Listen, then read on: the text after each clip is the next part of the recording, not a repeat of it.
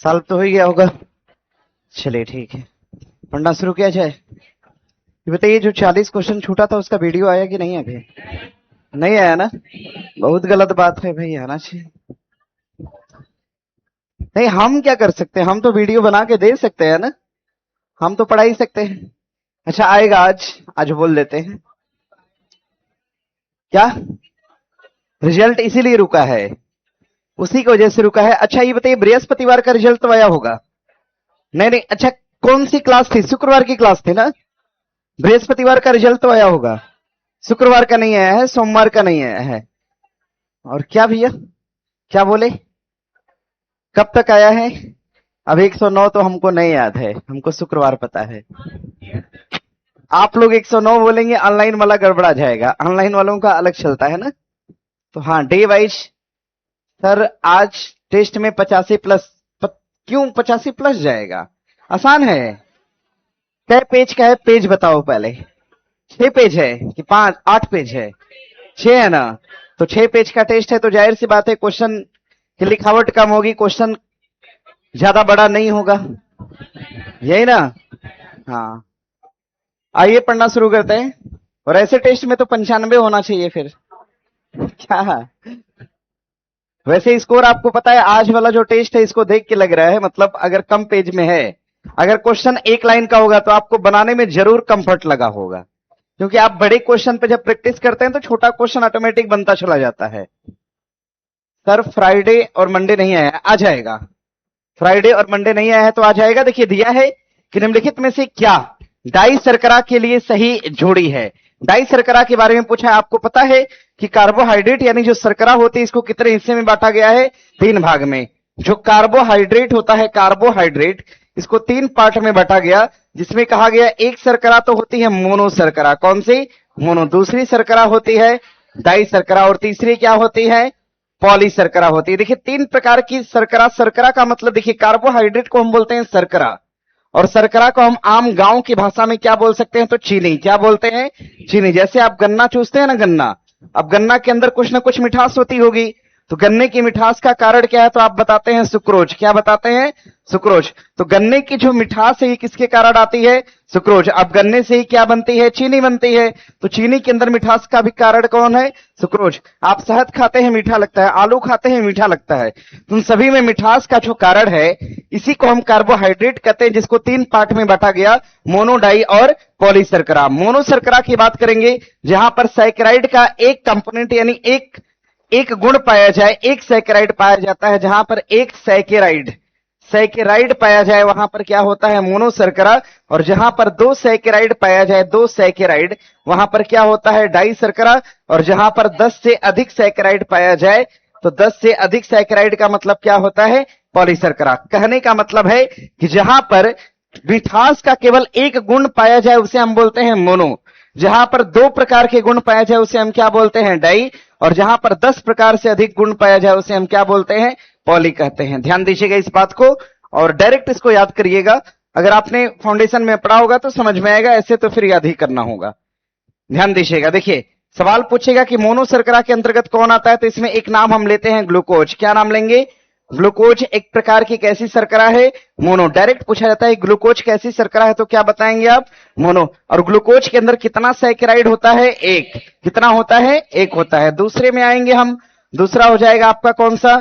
Fructose होगा। कौन सा? फ्रक्टोस। फ्रक्टोस भी कैसी शर्करा है? मोनो है। तीसरे पर आएंगे तो हमें मिलेगा ग्लैक्टोज। क्या मिलेगा? ग्लैक्टोज। ग्लैक्टोज कैसी शर्करा है? मोनो शर्करा है। ये 3 प्रकार की शर्कराएं, हालांकि और भी हैं, लेकिन 3 मुख्य शर्करा हैं जो मोनो में आती हैं। अगर हम डाई की बात करेंगे, डाई में कौन हो जाएगा? तो सुक्रोज होगा। सुक्रोज के साथ और क्या लिख दें? माल्टोज होगा। माल्टोज हो जाएगा। माल्टोज के साथ और ध्यान दीजिएगा ग्लैक्टोज, लैक्टोज होगा। ध्यान दीजिएगा लैक्टोज। और आगे दिया है आपका पॉली शर्करा में कौन आता है? आपका स्टार्च आता है। कौन आएगा? स्टार्च। और क्या आएगा? सेलुलोज। क्या आता है? सेलुलोज आता है। ध्यान दीजिएगा। और इसमें आता है आपका, और क्या लिख दें? ग्लाइकोजन आता है ना? ग्लाइकोजन भी आता है। ग्लाइकोजन, इस बात को ध्यान में रखिएगा। देखिए इतनी शर्करा हैं जो कि पॉली हैं। ये शर्करा आपकी डाई है, ये शर्करा आपकी मोनो शर्करा है। अगर सवाल पूछेगा कि रक्त के अंदर यानी रक्त की मिठास किसके कारण है, ग्लूकोज के कारण। यानी ब्लड के अंदर शर्करा कौन सी है? ग्लूकोज। शहद के अंदर शर्करा कौन सी है? फ्रक्टोज। कौन सी है? फ्रक्टोज है। सुक्रोज। गन्ने की शर्करा को हम क्या बोलते हैं? सुक्रोज। और सूखे फल की शर्करा को हम क्या बोलते हैं? सूखा फल का मतलब समझ रहे हैं ना? सूखा फल जैसे आप काजू को देख पाएंगे, आप बादाम देख पाएंगे, तो ये सूखा फल होता है। उसमें जो मिठास होती है किसके कारण होती है? हाँ, सूखे फल की शर्करा माल्टोज। और दूध की शर्करा किसके कारण होती है? लैक्टोज के कारण। और स्टार्च की बात करेंगे तो आपको ध्यान दीजिएगा, पेड़ और पौधों की जो शर्करा होती है किसके इसमें क्या होता है? स्टार्च। या फिर गेहूं वगैरह देखा ना आपने, गेहूं या आलू आपने देखा होगा, आलू का छिलका खाएंगे तो मीठा लगता है। तो आलू के छिलके में जो शर्करा होती है किससे बनी होती है? स्टार्च। सेलुलोज क्या है? तो ये भी पेड़ और पौधों से बना होता है। पेड़ और पौधों की पत्तियों में भी मिठास होती है, और ये किसके कारण होती है? सेलुलोज के कारण। बाकी आपका ग्लाइकोजन ध्यान दीजिएगा। तो अगर यहां से क्वेश्चन बनता है तो आप डायरेक्ट बना लीजिएगा। सवाल पूछेगा कि मोनो शर्करा ग्लूकोज कैसी शर्करा है? कैसी है? और फ्रक्टोज कैसी है? लैक्टोज कैसी है? और इधर पूछेगा आपसे माल्टोज कैसी है? यहां से पूछेगा सेलुलोज कैसी है? तो पॉली। कैसी शर्करा है? पॉली। लेकिन हमसे सवाल थोड़ा अलग पूछा है। हमसे ये पूछा है कि डाइसैकेराइड बनाने के लिए क्या करना होता है? तो भाई अगर हमें ये वाली शर्करा चाहिए, ये वाला चाहिए हमें पार्ट, तो हमें इसको क्या करना होगा? जोड़ना होगा। जब ये एक और एक जुड़ेगा तब ना जुड़ के दो बनेगा। भाई एक और एक यानी इनमें से एक कोई दो व्यक्ति उठकर जुड़ेगा तब यहां से एक वाले व्यक्ति का निर्माण करेगा। तो हम ऐसा कह सकते हैं कि ग्लूकोज से अगर ग्लूकोज जुड़ता है, ग्लूकोज से अगर ग्लूकोज जुड़ेगा, ग्लूकोज से ग्लूकोज अगर जुड़ता है तो ये किसका निर्माण करेगा? तो ये निर्माण करेगा किसका? फ्रक्टोज का। किसका निर्माण करेगा? फ्रक्टोज का निर्माण करेगा। माल्टोज का निर्माण करेगा। तो ये माल्टोज का निर्माण करेगा। और अगर ग्लूकोज से जुड़ता है फ्रक्टोज, अगर ग्लूकोज से जुड़ता है फ्रक्टोज, तो ग्लूकोज से फ्रक्टोज जुड़ेगा तो किसका निर्माण करेगा? तो ये सुक्रोज का निर्माण करेगा। सुक्रोज का। हाँ, ग्लूकोज से जुड़ता है ग्लैक्टोज, अगर ग्लूकोज से जुड़ेगा ग्लैक्टोज तो निर्माण किसका करेगा? तो लैक्टोज का निर्माण करेगा। अगर आपने पढ़ा होगा तो अच्छा है, नहीं पढ़े तो आप लोग बहुत दूर हैं नौकरी से, ध्यान दीजिएगा। हाँ, क्योंकि बेसिक फंडामेंटल है आपका, पोषण वाले चैप्टर से क्वेश्चन आता है। देखिए दिया है कि माल्टोज बनाने के लिए ग्लूकोज को राइबोज के साथ जुड़ना होता है। गलत बात है भैया। माल्टोज बनाने के लिए हमने क्या जोड़ा था? ग्लूकोज को किसके साथ जोड़ा था? ग्लूकोज को जोड़ा था किससे? ग्लूकोज से। चलिए ठीक है। सुक्रोज बनाने के लिए हमने किसको जोड़ा था? ग्लूकोज और किसको? फ्रक्टोज को जोड़ा था। लैक्टोज बनाने के लिए हमने किसको जोड़ा था? ग्लैक्टोज और फ्रक्टोज को जोड़ा। अच्छा, ये लैक्टोज बनाने के लिए हमने ग्लैक्टोज को जोड़ा था किसके साथ? ग्लूकोज के साथ जोड़ा था। तो आपने देखा कि पहला स्टेटमेंट तो गलत जुड़ा है, दूसरा सही है आपका, तीसरा भी क्या है? गलत है। पूछा है सही कौन सा? तो केवल बी सही है। बनाइए। इतना पढ़ने के बाद, ये पढ़ने के बाद, ये पढ़ने के बाद तब ये क्वेश्चन सॉल्व होगा। इसी को हम बोलते हैं प्रश्नों का स्तर, जिसका उत्तर सीधे ना मिले। प्रॉपर चैप्टर पढ़ने के बाद अंतिम तौर पे उत्तर प्राप्त हो। बना लीजिएगा इसको। ये हो गया। सर आंसर नहीं मिलने के कारण आंसर नहीं मिलता है, समझे ना? वीडियो देखिए, वीडियो से आप सीखिए। आंसर आपको दे दे कि खाली आप टिक मार लो बस, पढ़ाने का मतलब क्या रह जाएगा फिर? दिया है आगे प्रश्न, इसको देख लीजिएगा। क्वेश्चन दिया है आपका, क्वेश्चन दिया है किसान नेता सहजानंद सरस्वती का संबंध किससे नहीं था? हुंकार, साप्ताहिक पत्रिका, कृषक समाचार, बिहार प्रांतीय किसान सभा या बर्खास्त आंदोलन?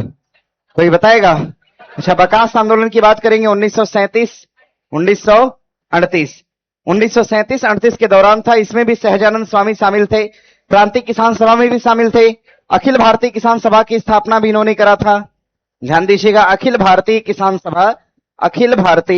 किसान सभा को भी बनाने वाले कौन थे? स्वामी सहजानंद। और अखिल भारतीय किसान सभा कब बनी थी? 1936 में। ध्यान दीजिए, हुंकार भी लिखने वाले कौन थे? सहजानंद। लेकिन कृषक समाचार नहीं लिखा गया था इनके द्वारा। बना लीजिएगा। स्वामी सहजानंद के अगर हम जन्म की बात करेंगे तो इनका जन्म हुआ था, जन्म कहां पर हुआ था? गाजीपुर के अंदर हुआ था। गाजीपुर मतलब उत्तर प्रदेश के अंदर। और इनके मृत्यु के संबंध में अगर सवाल पूछेगा तो मृत्यु कहां पर होती है? पटना के अंदर होती है। ध्यान दीजिएगा, इनका जन्म कब हुआ था? इनका जन्म हुआ था 1900 कब 89 में और 1889 में, और इनकी मृत्यु कब होती है? 1950 में होती है। सारा डेटा लिख लीजिएगा, सब जगह से क्वेश्चन बना हुआ है। ठीक है, कृषक समाचार का संबंध इनसे नहीं होगा, बाकी सभी घटनाओं का संबंध इनसे हो जाएगा, चाहे बकास आंदोलन हो, चाहे बिहार प्रांत हो, चाहे हुंकार पत्रिका हो। हुंकार के बारे में देखिए पूछा हुआ था एग्जाम में, 17वीं बीपीएससी में पूछा था कि निम्नलिखित में से कौन सी पत्रिका है जिसका संबंध स्वामी सहजानंद से है मतलब किससे है? हुंकार से। आगे प्रश्न है, भारतमाला परियोजना अक्टूबर 2017 में शुरू किया गया, बात तो ठीक है।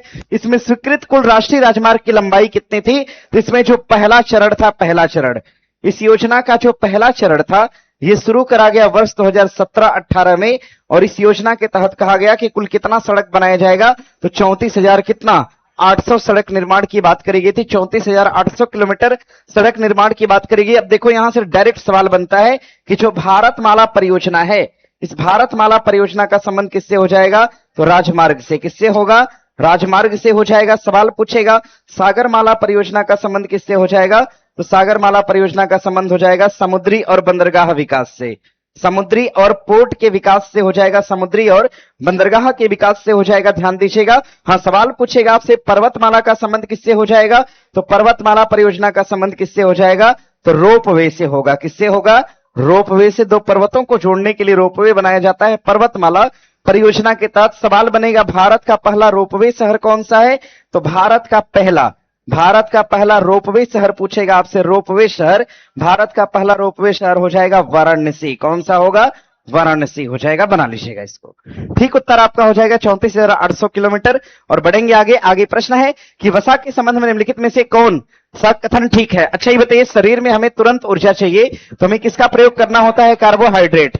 अगर हमें तुरंत इंस्टेंट एनर्जी चाहिए, देखो ऊर्जा अगर हमें तुरंत चाहिए तो हमें किसका प्रयोग करना होगा? कार्बोहाइड्रेट का। लेकिन ऊर्जा हमें अगर संचित करना है, स्टोर करना है, तो ये काम कौन करेगा? वसा करता है। ध्यान दीजिएगा, तुरंत एनर्जी के लिए हमें कार्बोहाइड्रेट की आवश्यकता होती है और संचित ऊर्जा के लिए वसा की आवश्यकता होती है। कोशिका झिल्ली के निर्माण, देखिए अब हम बोल रहे हैं ना, पीछे तक आवाज जा रही है? नहीं जा रही है ना? आवाज तेज करिए। अब हम तेज बोलते हैं तो इसका मतलब है आवाज डाउन कर देगा सब। आवाज ठीक करिए। अब पीछे तक जा रही है आवाज? चलिए ठीक है। दिया है कि कोशिका झिल्ली के निर्माण के लिए वसा की आवश्यकता होती है। बात सही है क्या? ठीक है ही होगा। ये पढ़ते हैं, कोशिका झिल्ली के निर्माण में वसा की आवश्यकता होती है, क्योंकि आपको पता है कोशिका की जो झिल्ली होती है उसको अंग्रेजी में क्या बोलते हैं? मेम्ब्रेन। क्या बोलेंगे? मेम्ब्रेन। आपको पता है मेम्ब्रेन के निर्माण में फास्फोलिपिड प्रोटीन किसका प्रयोग करते हैं? फास्फोलिपिड प्रोटीन का प्रयोग करते हैं। फास्फोलिपिड प्रोटीन का मतलब समझ रहे हो? देखो फास्फो से तो हो गया फास्फोरस, लिपिड से क्या हो गया? वसा। तो क्या कोशिका झिल्ली के निर्माण में वसा का प्रयोग हुआ? हाँ। आगे, वसा शरीर के भोजन से कैल्शियम को अवशोषित करने में मदद करती है। ये बात क्या है? गलत है भाई, भोजन से कैल्शियम को अवशोषित करने में वसा मदद नहीं करती है। आगे दिया है कि क्षतिग्रस्त ऊतकों की मरम्मत के लिए, क्षतिग्रस्त ऊतक की मरम्मत कौन करेगा? प्रोटीन। कौन करता है? प्रोटीन। न कि वसा करेगी। वसा शरीर में उतनी तेजी से ऊर्जा नहीं छोड़ सकती जितनी तेजी से कार्बोहाइड्रेट। बात तो सही है। हमने कहा कि तुरंत ऊर्जा चाहिए तो क्या लेना होगा, और देर से ऊर्जा चाहिए तो सबसे तुरंत ऊर्जा कौन छोड़ेगा? कार्बोहाइड्रेट, न कि वसा। मतलब 4 नंबर क्या है? सही है। 1 नंबर भी क्या है? सही है। 2 और 3 गलत है। पूछा क्या है? सही। 1 और 4 सही है। बनाइए, कितना आसानी से हो गया। क्वेश्चन बनाना भी सीखिए ना, पढ़ के तो आई है, पढ़ के आए हैं, कम समय में क्वेश्चन को सॉल्व कैसे करते हैं ये वाला तरीका भी सीखिएगा। दिया है श्वेत विद्रोह के संबंध में निम्नलिखित कथनों पर विचार करिए। इसने 1857 के विद्रोह के समान भारत में ब्रिटिश नियंत्रण के लिए गंभीर खतरा उत्पन्न कर दिया। बात सही है क्या? अच्छा ये बताओ यार, थोड़ा सा समझना। बताइए 1857 की मान लीजिए क्रांति हुई, तो हुआ क्या कि भारत पर ब्रिटेन की जो महारानी थी, इन्होंने क्या कर लिया? तो नियंत्रण कर लिया इस क्रांति के बाद। तो क्या हम ऐसा कह सकते हैं कि इस क्रांति की वजह से भारत पर ब्रिटिश नियंत्रण नहीं हो पाया? अरे बताओ हाँ या ना। सुन रहे हो मेरी बात? सुन रहे हो कि नहीं सब लोग? तो ये बताओ कि हम ऐसा कह सकते हैं, हम ये बात क्या सही वे में कह सकते हैं या गलत वे में, कि 1857 की क्रांति होने के कारण ब्रिटेन की महारानी भारत पर कब्जा नहीं कर पाई? गलत है ना? हाँ, सोचने में बस टाइम लगाते हो। ये बात क्या है? गलत। भाई 1857 की क्रांति की ही देन थी कि भारत की ब्रिटेन की महारानी ने भारत पर क्या कर लिया? कब्जा। कहा कि भाई कंपनी का शासन हटाओ। जब कंपनी इतना दमनकारी कानून ला रही है, लोगों को परेशान कर रही है, बदनामी ब्रिटेन की हो रही है, तो कंपनी का शासन खत्म करो, अब हम सीधा शासन करेंगे। तो महारानी पहले प्रत्यक्ष शासन नहीं करती थी, लेकिन 1857 की क्रांति के बाद इनको मौका मिला। भाई कंपनी को आप बना के भेजें तो कुछ तो मौका मिलना चाहिए ना। तो ब्रिटेन भी अवसर ढूंढ रहा था कि हमें कोई ऐसा अवसर मिले कि हम कंपनी को खत्म करें और कंपनी को हटाकर ब्रिटेन मतलब हम अपना शासन भारत के ऊपर करें। तो ऐसा मौका इनको कब मिला? 1857। तो दिया है कि इसने 1857 के विद्रोह के समान भारत में ब्रिटिश नियंत्रण के लिए गंभीर खतरा उत्पन्न कर दिया। खतरा नहीं उत्पन्न कर दिया, बल्कि ब्रिटिश नियंत्रण को क्या बना दिया? तो आसान बना दिया। ब्रिटिश नियंत्रण को क्या बना दिया? आसान बना दिया। आसान बना दिया, क्योंकि कंपनी ने इतना दमनकारी कानून लाया था कि लोग चाहते थे कि भैया कंपनी न रहे, मतलब ब्रिटिश ईस्ट इंडिया कंपनी जो है ये ना रहे, इसके जगह पे कोई भी रहे XYZ, पर ये ना रहे। समझ रहे हैं ना? हाँ, इतना ज्यादा। अब सोचिए आपके जीवन में 8-10 लोग हैं, ठीक है ना, और उसमें से एक व्यक्ति आपको परेशान कर रहा है, तो आप भले कितना हो आपका प्रिय हो, लेकिन आप चाहोगे कि वो ना रहे, ठीक है ना, बाकी सब रहे, कोई दिक्कत नहीं। तो इन्होंने कहा कि डच आ जाए, डेनिश आ जाए, पुर्तगाल आ जाए, सब आ जाए, लेकिन इस कंपनी को फिलहाल हटाओ। तो ध्यान दीजिएगा, महारानी को भी मौका मिला। महारानी ने कहा कि ठीक है, धीरे धीरे इसका व्यापारिक अधिकार छीना। 1813 में कहा कि चाय और चीन को छोड़कर बाकी सारा व्यापार आपका क्या है? समाप्त किया जाता है। बाद में इन्होंने 1833 में कहा कि पूरी कंपनी का व्यापार क्या होगा? समाप्त।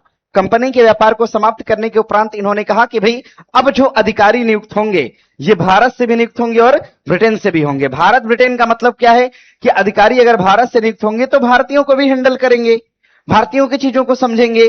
ब्रिटेन से अगर नियुक्त होंगे तो महारानी इनके ऊपर अंकुश लगा के रखेंगे। अधिकारियों की नियुक्ति किसी भी प्रकार से कंपनी नहीं करेगी, ध्यान दीजिएगा। इसीलिए कहा गया कि यूपीएससी के अंदर जो सिविल सेवा थी उसमें पहली बार भारतीयों को मान्यता दिया गया। और इसमें एक बात और ध्यान दीजिएगा, उसी के बाद 1858 के अंदर कंपनी का शासन समाप्त करके महारानी ने अपना शासन लगा दिया।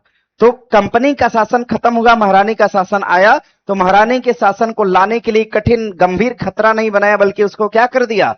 आसान बना दिया। मतलब ये क्या है? गलत है। यह मुख्य रूप से भारतीय सिपाहियों की शिकायत के कारण हुआ था, जिसे ब्रिटिश अधिकारियों द्वारा दुर्व्यवहार का अनुभव हुआ।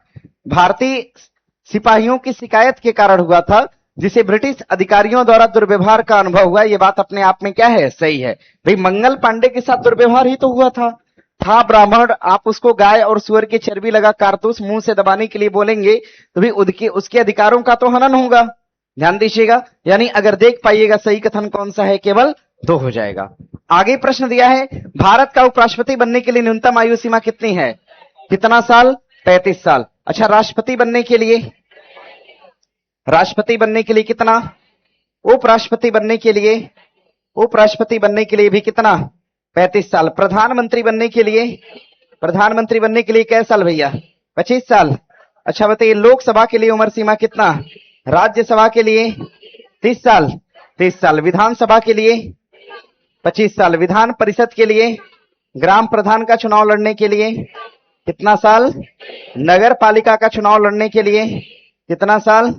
हमने कहा स्थानीय निकाय का चुनाव लड़ने के लिए 21 साल। कितना? 21 साल। और जज, सुप्रीम कोर्ट का जज बनने के लिए कोई आयु सीमा निर्धारित नहीं है, बस आप 65 साल से कम उम्र के होने चाहिए। आगे प्रश्न है कि 1927 में पटना में वेटनरी कॉलेज की स्थापना के लिए किस समिति का गठन किया गया था? तो समिति का नाम क्या है? गणेश दत्त समिति।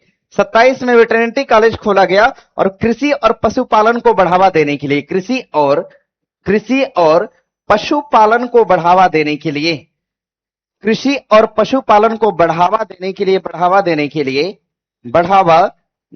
के लिए, कृषि और पशुपालन को बढ़ावा देने के लिए, ध्यान दीजिएगा, ये पटना के अंदर वेटनरी कॉलेज खोला गया वर्ष 1927 में, गणेश दत्त समिति के द्वारा खोला गया। इस बात को ध्यान में रखिएगा, यहां से क्वेश्चन बना एग्जाम में, ठीक है। आगे बढ़ेंगे। अच्छा, आपको पता है भारत में जितने भी आप लोग आंदोलन पढ़ते हैं, चंपारण से आप शुरू करिए। चंपारण हो चाहे नहीं, खेड़ा अहमदाबाद तो अलग था, मतलब राज्य का आंदोलन था, लेकिन जितने भी आंदोलन देशव्यापी हुए वो आंदोलन कहीं ना कहीं घूम फिर के कहां आया था? बिहार आया था। समझ रहे हैं ना?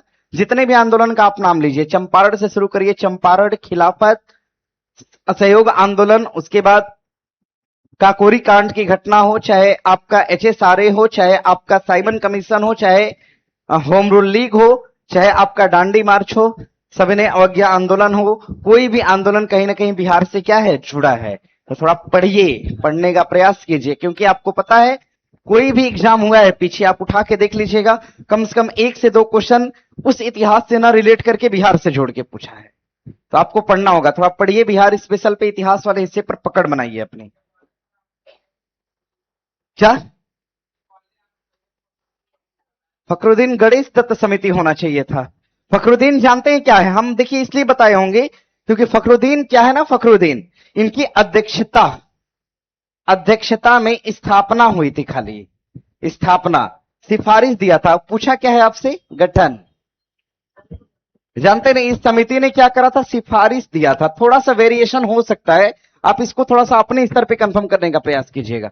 जानते हैं ना किसकी अध्यक्षता में किया गया था, फखरुद्दीन, लेकिन सिफारिश करने वाले कौन थे, गणेश दत्त थे।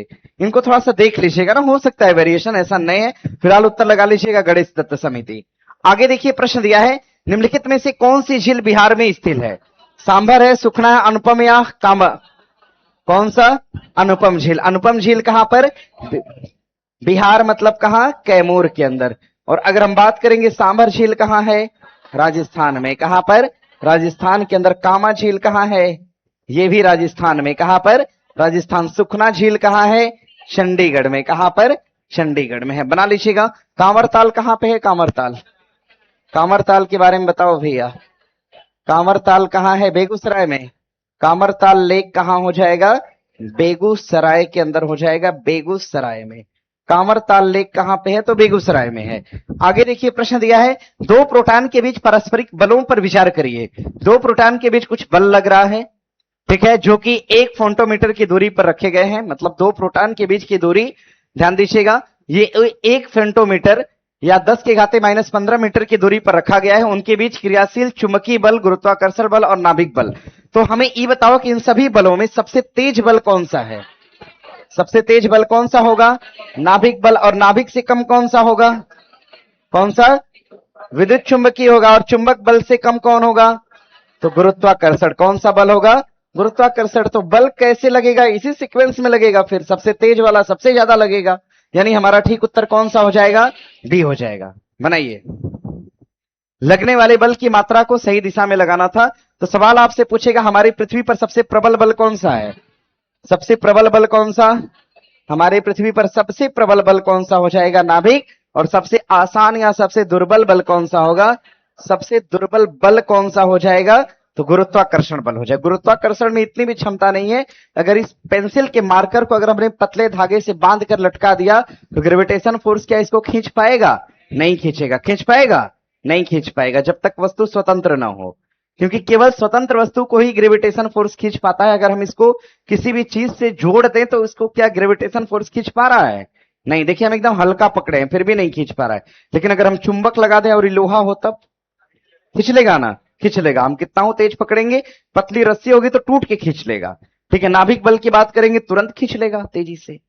ध्यान दीजिएगा, फिलहाल बना लीजिएगा, पृथ्वी पर सबसे प्रबल बल कौन सा है और सबसे दुर्बल कौन सा, गुरुत्वाकर्षण होगा। आगे इसका ठीक उत्तर बना लीजिएगा बी। आगे प्रश्न है विटामिन B12 के बारे में, निम्नलिखित में से कौन सा कथन सत्य है। देखो भैया, अगर हम विटामिन बी की बात करते हैं, विटामिन बी अपने आप में होता है कॉम्प्लेक्स। क्या होता है, कॉम्प्लेक्स का मतलब समझ रहे हो, जटिल। कैसा होता है, जटिल। तो विटामिन B1 को हम कहते हैं थाइमिन, B2 को बोलते हैं राइबोफ्लेविन, B3 क्या होता है, नियासिन, B4 है, B5 क्या है, पेंटाथोनिक एसिड, B6 क्या है, पैराडॉक्सिन, B7 क्या है, बायोटिन, B8 है, B9 फोलिक एसिड, B10 है नहीं, B11 है नहीं, B12 साइनोकोबालामिन हो जाएगा। यानी विटामिन बी का कैठो प्रकार हमने देखा। सवाल डायरेक्ट पूछता है विटामिन बी कितने प्रकार के होते हैं, 8 प्रकार के होते हैं। ध्यान दीजिएगा, इसी कोबालामिन के नाम से जाना गया। कोबाल्ट परमाणु से बना होता है। इसका वलय जो होता है, वलय का मतलब विटामिन B12 के जो बाहरी हिस्सा होता है, बाहरी हिस्सा, ये किससे बना होता है, तो ये कोरिन से बना होता है। किससे बना होता है, कोरिन से। प्रोटीन टाइप की एक संरचना होती है, कोरिन इससे बना होता है। मतलब सी भी सही है आपका। सही उत्तर कौन सा है, तो ए, बी और सी होगा। बनाइए,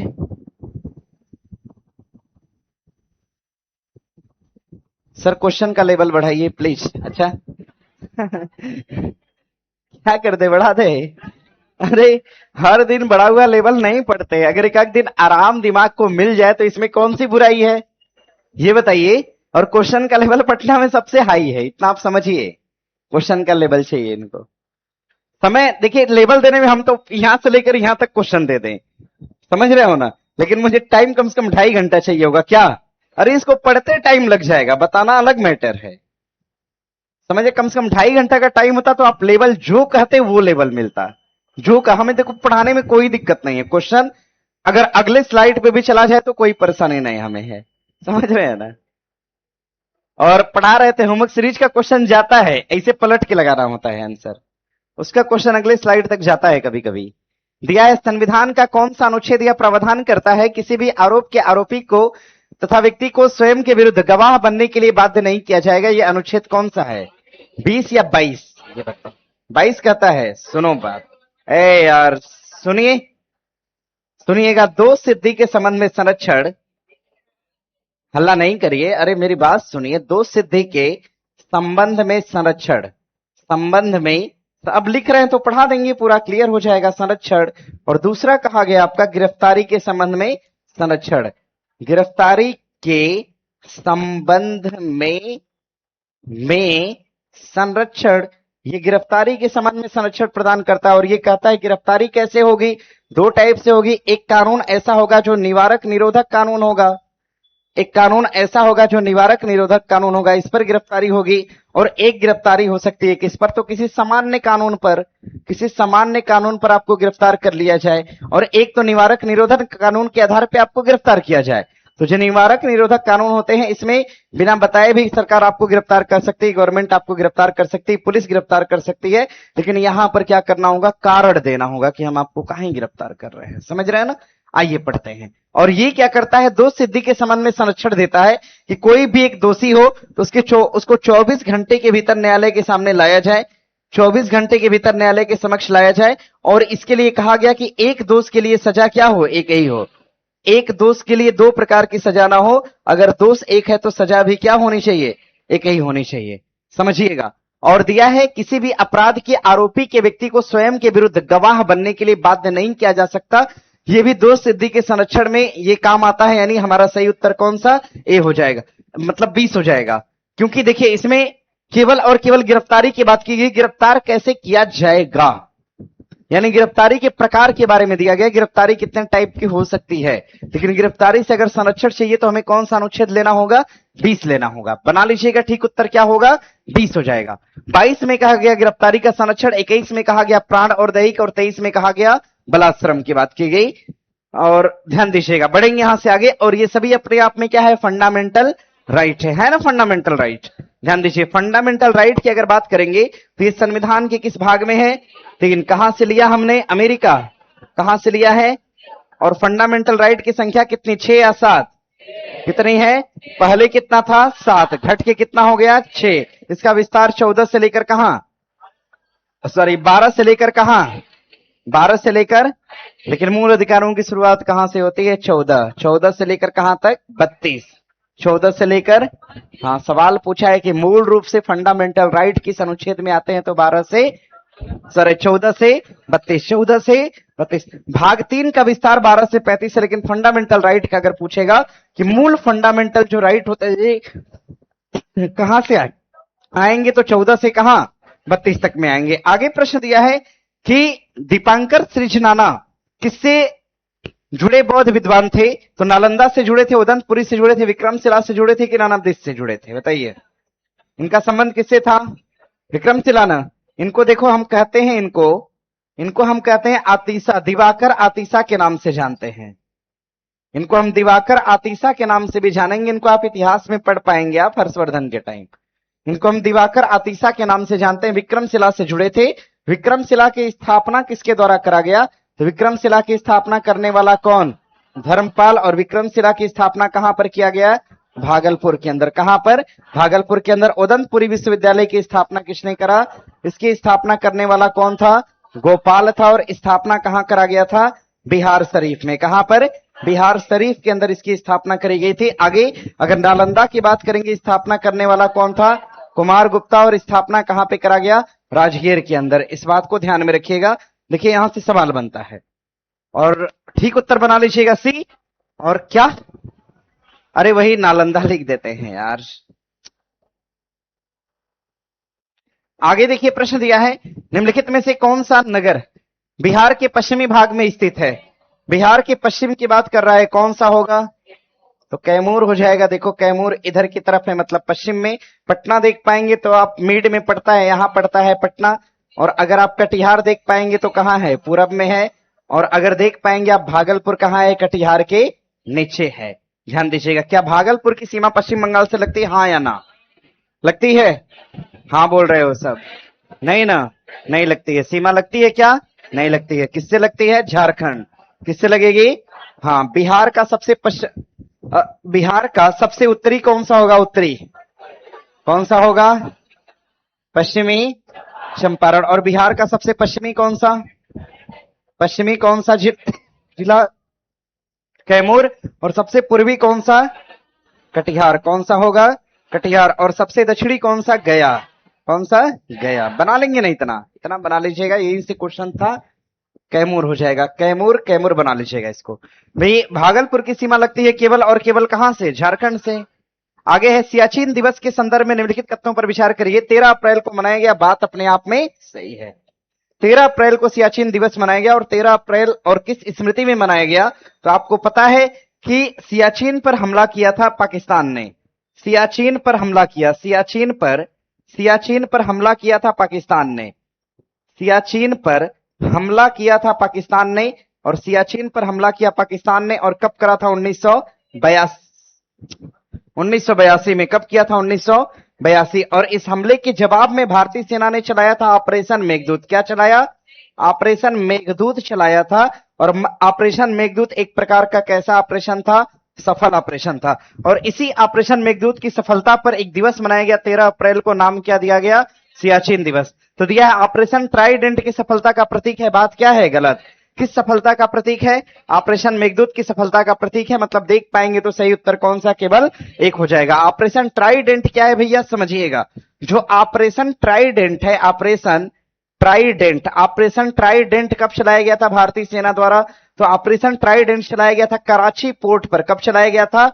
कराची पोर्ट पर चलाया गया था। और चलाया गया था वर्ष 1971-72 के अंदर चलाया गया था। और ये ऑपरेशन किसका हो जाएगा? तो नौसेना। किसका होगा? नौसेना। इस ऑपरेशन की याद में हम नौसेना दिवस मनाते हैं। और कब मनाते हैं? 4 दिसंबर को मनाते हैं। कोई दिक्कत इसमें नहीं है। बनाइए।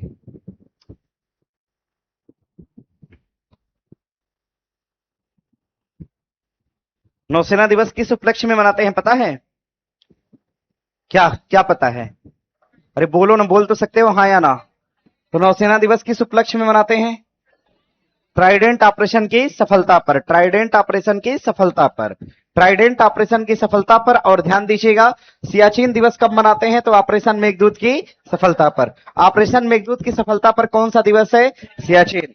और ध्यान दीजिएगा, नौसेना दिवस किसकी सफलता पर? Operation Trident. ऑपरेशन ट्राइडेंट कहां चलाया गया था? कराची बंदरगाह पर। कहां पर? कराची बंदरगाह। कब चलाया गया था? 1971। कौन चलाया था? नौसेना। और 4 दिसंबर कब चलाया गया था? 4 दिसंबर को। आगे प्रश्न है कि बेरियम मुख्यतः निम्नलिखित अयस्कों में पाया जाता है। विथराइट में, बैराइट और विथराइट दोनों में। तो दोनों में पाया जाता है भाई। दोनों अयस्क हो जाएगा बेरियम का। इसको बना लीजिएगा, हो जाएगा। आगे बढ़े। हाँ ध्यान दीजिएगा, इसको नोट कर लीजिएगा। मतलब नोट क्या, टिक लगा लीजिएगा। संविधान का कौन सा अनुच्छेद यह प्रावधान करता है कि सर्वोच्च न्यायालय और प्रत्येक उच्च न्यायालय में सभी कार्यवाही अंग्रेजी भाषा में होगी? भाई अंग्रेजी भाषा होने का प्रमाण कौन सा अनुच्छेद देता है? अंग्रेजी भाषा होगी। एक बात सुनो जरा, मेरी बात को देखना। देखो, एक तो अनुच्छेद है जो कहता है संसद की भाषा। क्या कहता है? संसद की भाषा। संविधान का कौन सा अनुच्छेद संसद की भाषा की परिभाषा देता है? कौन सा? आर्टिकल 120 देता है। ध्यान देना पहले इसको। संसद की भाषा का उल्लेख कहां करा गया? आर्टिकल 120 में करा गया है। अंग्रेजी भाषा होगी और अंग्रेजी भाषा न्यायालय की कार्यवाही भाषा होगी। न्यायालयों के अंदर प्रयोग होगी जो भाषा, इसको हम अंग्रेजी भाषा का नाम देंगे। और इसका उल्लेख संविधान के किस आर्टिकल में करा गया है? 348 में। किसमें करा गया? 348 में करा गया। और ध्यान देना भैया, 348 में इसका उल्लेख करा गया, 348 में। तो बाकी अनुच्छेद भी तो दिया हुआ है, तो इसमें आप देख पाएंगे 350 में कहा गया कि हमें प्रचार और प्रसार करना है। क्या करना है? प्रचार और प्रसार करने का अधिकार दिया गया था, इस बात को ध्यान देना। हाँ, लेकिन कहा गया कि अंग्रेजी भाषा जो होगी, अंग्रेजी भाषा, ये भाषा कितने सालों तक वैध होगी? तो कितने साल तक? 15 साल तक। कितने वर्षों तक? 15 साल तक अंग्रेजी भाषा वैध होगी। 15 साल बाद इसको क्या करना होगा?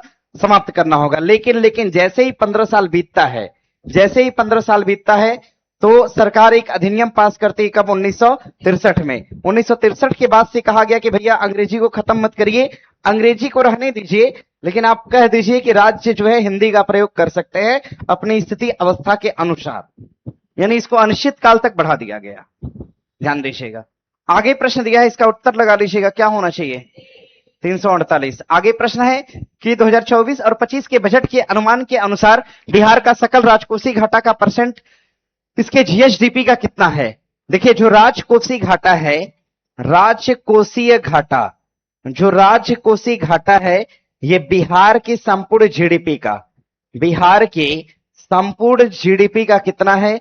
संपूर्ण जीएसडीपी को, स्टेट के जीडीपी को हम जीएसएचडीपी कहते हैं, जीएसडीपी का है, कितना है? तो ध्यान दीजिएगा, ये कब का डेटा पूछा है? 24 और 25 का पूछा है। 2024 और 25 के हिसाब से अगर देखेंगे तो कितना हो जाएगा? 3%। कितना होगा? 3%, यानी हमारा उत्तर हो जाएगा सी, बना लीजिएगा। और अगर यही हम भारत के संबंध में बात करेंगे, भारत, तो भारत के संबंध में बात करेंगे तो भारत का राजकोषीय घाटा, भारत का राजकोषीय घाटा, भैया भारत का जो राजकोषीय घाटा है ना, ये 2024 और 25 के अनुसार अगर आप देखेंगे तो ये कितना है? तो 4% लेकिन अगर हम इसको 2025 और 26 के अनुसार देखेंगे तो कितना है? 4.3 है। तो हम ऐसा कह सकते हैं, बताओ मुझे, कि भारत का राजकोषीय घाटा बिहार के राजकोषीय घाटा से ज्यादा है, हाँ या ना? ज्यादा है? एडीओ ने इसी तरह का पूछा था कि कहां का राजकोषीय घाटा किससे कितना कम है। तो ऐसे क्वेश्चन बन सकता है कि भारत का वर्तमान राजकोषीय घाटा या भारत का 2024-25 का राजकोषीय घाटा बिहार के राजकोषीय घाटा से क्या है? ज्यादा है। भाई बिहार का तो 3% है, लेकिन भारत का कितना है? 4.4% है। आगे प्रश्न है, बिहार के भौगोलिक क्षेत्र का लगभग कितने परसेंट भाग वन क्षेत्र से घिरा है? क्या परसेंट? 7%। और भारत का कितना घिरा है? संपूर्ण भारत का, हाँ, संपूर्ण भारत का कितना क्षेत्रफल? तो संपूर्ण भारत का अगर क्षेत्रफल देगा वन और वनस्पति, वन और वनस्पति इन दोनों का जोड़ के अगर देगा तो 25.17% है। 25.17% जो है भारत में वनों की संख्या है। तो मुझे यह बताइए, क्या बिहार के वनों का परसेंट भारत के परसेंट से ज्यादा है या कम है? क्या है? कम है। बिहार के वनों का परसेंट भारत के वनों से क्या है? कम है। इस बात को ध्यान में रखिएगा। और बिहार में सर्वाधिक वन कहां पाए जाते हैं? सर्वाधिक वन पूछेगा आपसे बिहार में। अगर हम बिहार की बात करेंगे, बिहार में सर्वाधिक वन कहां पर? सर्वाधिक वन कहां पर? कैमूर में, ध्यान दीजिएगा। और सर्वाधिक सघन वन कहां पाए जाते हैं? सर्वाधिक सघन वन पूछेगा तो पश्चिमी चंपारण में। सर्वाधिक सघन वन कहां? पश्चिमी चंपारण। और सर्वाधिक वन कहां पर? कैमूर। भारत में सर्वाधिक वन कहां पाए जाते हैं? तो भारत में सर्वाधिक वन कहां पर? एमपी के अंदर, मतलब कहां? मध्य प्रदेश में। देख लीजिएगा, बिहार में भौगोलिक क्षेत्र का कितना वन है? तो 7%। कितना है? 7% है। आगे दिया है एमएसएमई, मतलब इसके बारे में पूछ रहा है आपसे, इसके बारे में, एमएसएमई के बारे में। एमएसएमई, अच्छा, एमएसएमई के लिए सरकार की एक योजना थी, ध्यान दीजिएगा। एमएसएमई के लिए सरकार की एक योजना थी। योजना कभी चली थी? और योजना चली थी 2023 में। इस योजना का नाम दिया गया रैंप योजना। क्या नाम दिया गया? रैंप योजना दिया गया। इस रैंप योजना का संबंध किससे है? तो एमएसएमई से होगा, ध्यान दीजिएगा। दिया है आपका लघु उद्योग की नवीनतम परिभाषा आधारित है। निर्माणी क्षेत्र में विनियोग या सेवा क्षेत्र में उत्पादन या केवल विनियोग या सभी क्षेत्रों में? उत्तर क्या होगा? भाई ओवरऑल क्षेत्रों में विनियोग और वार्षिक उत्पादन का ये आंकड़ा निकालता है, इसको ध्यान में रखिएगा। Ministry of small and medium enterprises, यही होगा ना भाई? एम फॉर क्या है? Ministry. M for ministry. M for क्या है? ध्यान दीजिएगा इसमें। अच्छा एक सेकेंड, मिनिस्ट्री ऑफ माइक्रो, हाँ ठीक है, ministry of micro small and medium enterprises. तो ministry of micro small and medium enterprises, MSME का फुल फॉर्म हो जाएगा। ये बात अपने आप में ध्यान रखिएगा। मिनिस्ट्री ऑफ, वही तो लिख रहे थे यार, ministry of micro small and medium enterprises, ये इसका हो जाएगा फुल फॉर्म, जो कि एग्जाम में आ चुका है। ध्यान देना आपसे। आगे कथन और कारण दिया है और कहा गया कि 2021 से 15 नवंबर को जनजाति गौरव दिवस के रूप में मनाया गया ताकि भारतीय स्वतंत्रता संग्राम में आदिवासी समुदाय के योगदान को सम्मानित किया जा सके। बात तो सही है। सवाल बनेगा जनजाति गौरव दिवस कब मनाया गया? 15 नवंबर। और कब से मनाया जा रहा है? 2021 से। और किसकी याद में मनाया जाता है? बिरसा मुंडा। ध्यान दीजिएगा, बिरसा मुंडा की जयंती पर मनाया जाता है, इनकी याद में मनाया जाता है। दिया क्या है? या तिलका मांझी की जयंती को चिन्हित, ये गलत है। तिलका मांझी की जयंती को चिन्हित करने के लिए नहीं, बल्कि बिरसा मुंडा की जयंती को चिन्हित करने के लिए मनाते हैं, यानी ए सही है, परंतु आर क्या है? गलत है। सही उत्तर बना लीजिएगा बी, बनाइए। आगे प्रश्न दिया है, प्रश्न है निम्नलिखित सूची 1 को 2 से मिलान करना है। वरुणा अभ्यास के बारे में दिया है। वरुण अभ्यास किसके बीच होता है? भारत और फ्रांस। धर्म गार्जियन किसके बीच? भारत और जापान। एक्वेरियन भारत और मालदीव। और साइक्लोन भारत और, सब मैच हो गया। फिर तो सब मैच हो गया, मतलब ए बी सी और डी होगा। मिला लीजिएगा, एक का ए हो जाएगा, बी सी और डी। ठीक है, इसको बना लीजिएगा। ये बताइए धर्म गार्जियन किसके बीच होता है? भारत और जापान। लेकिन सवाल बनेगा जामाता किसके बीच है? भारत और जामाता भारत और। इंद्रा अभ्यास किसके बीच है? इंद्र भारत और गरुड़ अभ्यास, गरुड़ भारत और फ्रांस। गरुड़ शक्ति भारत और इंडोनेशिया। भारत और आष्टा हिंद अभ्यास किसके बीच है? भारत और ऑस्ट्रेलिया। भारत और आष्टा हिंद, भारत और ऑस्ट्रेलिया। ये बताइए एक्वेरियन किसके बीच है? भारत और मालदीव। भारत और वज्र प्रहार भारत और अमेरिका। भारत और वज्र प्रहार भारत और ऑपरेशन अभ्यास भारत और, हाँ, अभ्यास जो है, अभ्यास केवल अभ्यास भारत और अमेरिका। केवल अभ्यास पूछेगा भारत और अमेरिका। भारत और अमेरिका। खंजर पूछेगा भारत और किर्गिस्तान। भारत और किर्गिस्तान। आगे दिया है कि चंपारण सत्याग्रह भारत में गांधी का पहला बड़ा जन आंदोलन था। तो ध्यान दीजिएगा, भारत में पहला बड़ा जन आंदोलन था चंपारण 1917। और ध्यान दीजिएगा, महात्मा गांधी ने पहली बार सविनय अवज्ञा का प्रयोग किया था अपने किस आंदोलन में? तो चंपारण सत्याग्रह के दौरान किया था। चंपारण सत्याग्रह कहां पर होता है? बिहार। और चंपारण सत्याग्रह की शुरुआत बिहार में गांधी जी ने कहां से किया था? तो मुजफ्फरपुर से। कहां से? मुजफ्फरपुर की धरती से इन्होंने सत्याग्रह की शुरुआत कर दिया था। और इस सत्याग्रह को समाप्त करने और इसकी जांच के लिए एक समिति बनी थी, जिसको हम कहते हैं चंपारण कृषि समिति। ध्यान दीजिएगा, चंपारण कृषि समिति की बात करेंगे, कब बनाया गया था? 1918 में बनाया गया था। इस आंदोलन का उद्देश्य नील उत्पादक के सामने आने वाली समस्या का समाधान करना था। बात क्या है? सही है, कथन सही और व्याख्यायित है। बना लीजिए। क्या बोल रहे? क्या गड़बड़ है? क्या गड़बड़ है? अरे चंपारण का उद्देश्य कुछ और था क्या? हाँ तो क्या बोलते हो यार? भारतीय जनता पार्टी ने कितने, ये बताइए कि चंपारण का उद्देश्य कुछ और था भाई, सबसे बड़ा आंदोलन था और इस आंदोलन का उद्देश्य उत्पादक के सामने आने वाली समस्याओं का समाधान करना था। तो ये बताइए, कहीं ध्यान दीजिए, क्या ये शब्द कहीं से इस शब्द को चोट पहुंचा रहा है क्या भाई? अंतर संबंधित है ना। दिया है भारतीय जनता पार्टी कितने साल बाद सत्ता में लौटी है? कितने साल बाद? 27 साल बाद ना। ध्यान दीजिएगा, कितने वर्षों बाद? तो 27 वर्षों बाद पुनः सत्ता में लौटी है। ध्यान दीजिएगा इस बात को। क्या 24 लगा दें? हाँ, तो बिहार में भारतीय जनता पार्टी या बीजेपी कितने वर्षों बाद? तो ये बहुत लंबा समय गुजरा, 46 साल बाद। 46 साल बाद। और अगर हम वेस्ट बंगाल की बात करेंगे, वेस्ट बंगाल में बीजेपी लौट के आई कितने वर्षों बाद? तो 15 साल बाद। और दिल्ली की बात करेंगे तो दिल्ली का लिख लीजिएगा 27 साल बाद।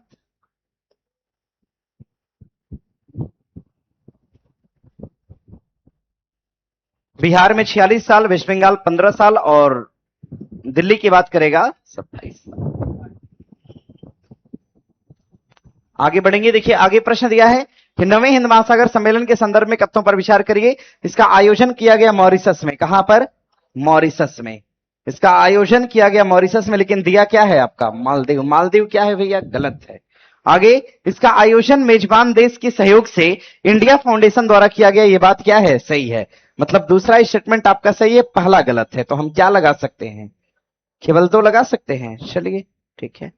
दिया है जोजिला दर्रा किसके मध्य पड़ता है? कश्मीर और पाकिस्तान, कश्मीर और हिमाचल, कश्मीर और लद्दाख, कश्मीर और तिब्बत, क्या? कश्मीर और लद्दाख। अच्छा ध्यान दीजिएगा, एक दर्रा है काराकोरम, काराकोरम दर्रा का संबंध किस राज्य से है? लद्दाख। किससे होगा? लद्दाख से हो जाएगा। ध्यान दीजिएगा, एक तो हो जाएगा आपका जोजिला, जोजिला का संबंध कहां से होगा? जम्मू और कश्मीर। एक तो हो जाएगा आपका, ध्यान दीजिएगा, एक तो हो जाएगा आपका जोजिला के बाद बर्निहाल दर्रा, बर्निहाल दर्रा का भी संबंध किससे हो जाएगा? बर्निहाल दर्रे का संबंध किससे? जम्मू और कश्मीर। एक दर्रा है जिसका नाम है बुर्जिला दर्रा, क्या नाम है? बुर्जिला, इसका भी संबंध किससे है? जम्मू और कश्मीर से। अब जरा ध्यान देना मेरी बात को, देखिए सवाल पूछेगा आपसे अघिल दर्रा का संबंध किस राज्य से होगा? अगर आपसे अघिल दर्रा पूछता है, अघिल दर्रा, तो अघिल दर्रा का संबंध किससे हो जाएगा? लद्दाख से। किससे होगा? तो लद्दाख। अघिल दर्रा का संबंध हो जाएगा किससे? तो लद्दाख से हो जाएगा। इस बात को ध्यान में रखिएगा। अब कल लगाइएगा ना तो इसको व्हाइट करना है, देखो जी इधर, इसको व्हाइट रखिएगा ना, इस सफेद रखिएगा इसको, ठीक है। इधर इधर लिखना हो तो पेन दिखता ही नहीं है फिर। आगे प्रश्न है, कथनों पर विचार करना है। भ्रष्टाचार जलवायु कार्यवाही के लिए एक प्रमुख खतरा है। तो जलवायु परिवर्तन में कार्यवाही के लिए अगर भ्रष्टाचार होगा तो खतरा तो है ही, और भ्रष्टाचार हर जगह के लिए खतरा है। जलवायु तो छोड़िए, कहीं भी भ्रष्टाचार हो रहा है तो क्या है? खतरा है। यह उत्सर्जन में कमी और वैश्विक तापमान के प्रभाव के अनुकूलन में बाधा डालता है। बात सही है भाई, उत्सर्जन में कमी और वैश्विक तापमान के प्रभाव में बाधा कौन डालेगा? करप्शन डालेगा। भाई जलवायु कार्यवाही में अगर करप्शन हो रहा है तो बाधा डालेगा ही डालेगा, यानी हमारा उत्तर कौन सा होगा? सी है। बनाइए। जलवायु की बात करते हैं, जलवायु परिवर्तन सूचकांक, जलवायु परिवर्तन सूचकांक जो विश्व स्तर पर जारी किया जाता है, यह सूचकांक जो है विश्व स्तर पर जारी किया जाता है, और यह जारी करता है कौन? German watch. कौन जारी करता है? और इसमें भारत का स्थान क्या है? तो भारत का स्थान क्या हो जाएगा? 23 हो जाएगा। क्या होगा? 23। इसमें टॉप पर कौन है? ध्यान दीजिएगा, लिखिएगा जलवायु परिवर्तन सूचकांक में, जलवायु परिवर्तन में, जलवायु परिवर्तन सूचकांक में टॉप 1, 2 और 3 पर कोई नहीं है। हाँ सवाल पूछेगा तो भैया शीर्ष पे कौन है? तो शीर्ष 4 नंबर पे कौन है? डेनमार्क। कौन है? तो जलवायु परिवर्तन में शीर्ष देश कौन सा? डेनमार्क। लेकिन 1, 2, 3 पर कोई नहीं है, न रैंक 1 है, न 2 है, न 3, सीधे 4 है। बना लीजिएगा, उत्तर हो जाएगा सी। भारत का स्थान इसमें 23वां, जारी करने वाला जर्मन वाच, और भ्रष्टाचार अगर होगा तो जलवायु के लिए खतरा है, और भैया जलवायु के लिए खतरा होगा तो वैश्विक तापमान के प्रभाव के अनुकूलन में क्या करेगा? बाधा डालेगा। आगे प्रश्न है कि 1919 में बिहार और उड़ीसा में प्रारंभिक शिक्षा अधिनियम लागू किया गया। यह किस आयु के बच्चों के लिए अनिवार्य शिक्षा का प्रावधान करता है? 6 से 10 वर्ष की आयु के बच्चों के लिए अनिवार्य शिक्षा का प्रावधान करता है। आगे प्रश्न है, अप्रैल 2022 में भारत सरकार द्वारा निम्नलिखित में से किसे भौगोलिक संकेतक प्रदान किया गया था? किसको दिया गया? मिथिला मखाना। चलिए अच्छी बात है, मिथिला मखाना की बात करेंगे। इसके प्रोडक्शन में बिहार का टॉप जिला कौन सा? दरभंगा। कौन सा होगा? हाँ, मिथिला मखाना को अगर किसी, देखिए एक जिला तो है नहीं, लेकिन अगर हमें कभी किसी पार्टिकुलर जिला से जोड़ना है तो हम किस जिला से जोड़ेंगे? दरभंगा से। अन्यथा बिहार में और भी जिलों में होता है, लेकिन अगर हमें एक जिला लेना है तो हमें क्या लेना होगा? दरभंगा। अब मिथिला की बात करेंगे, मिथिला, मिथिला मखाना का निर्यात होगा। मिथिला मखाना का क्या होगा? निर्यात होगा। ऐसा कहा गया, ये सूचना दिया गया सम्राट चौधरी के द्वारा कि अब इसका निर्यात होगा, और निर्यात कहां पर होगा? तो विदेशों में होगा। विदेशों में इसके निर्यात की बात करी गई। और ध्यान दीजिएगा, मिथिला मखाना पर महोत्सव का आयोजन किया गया, और यह महोत्सव किया गया वर्ष 2026 में। कहां पर? पटना के अंदर। कहां पर? पटना। और मिथिला मखाना के लिए केंद्र स्थापित किया जाएगा। मिथिला मखाना का जो केंद्र बनेगा ये कहां पर बनेगा? पूर्णिया। कहां पर? पूर्णिया। मखाना उत्सव का आयोजन पिछले साल मतलब 2025 में कहां किया गया? कहां पर? बंगलुरु में। ध्यान दीजिएगा, मखाना उत्सव जो है, मखाना उत्सव की बात करेंगे वर्ष 2025 वाला, 25 वाला कहां पर? बंगलुरु। लेकिन 26 वाला कहां? पटना के अंदर। इतनी बातें आप मिथिला मखाना से ध्यान दीजिएगा। अच्छा, मखाना के लिए बोर्ड बनाने की बात किस बजट में किया गया था?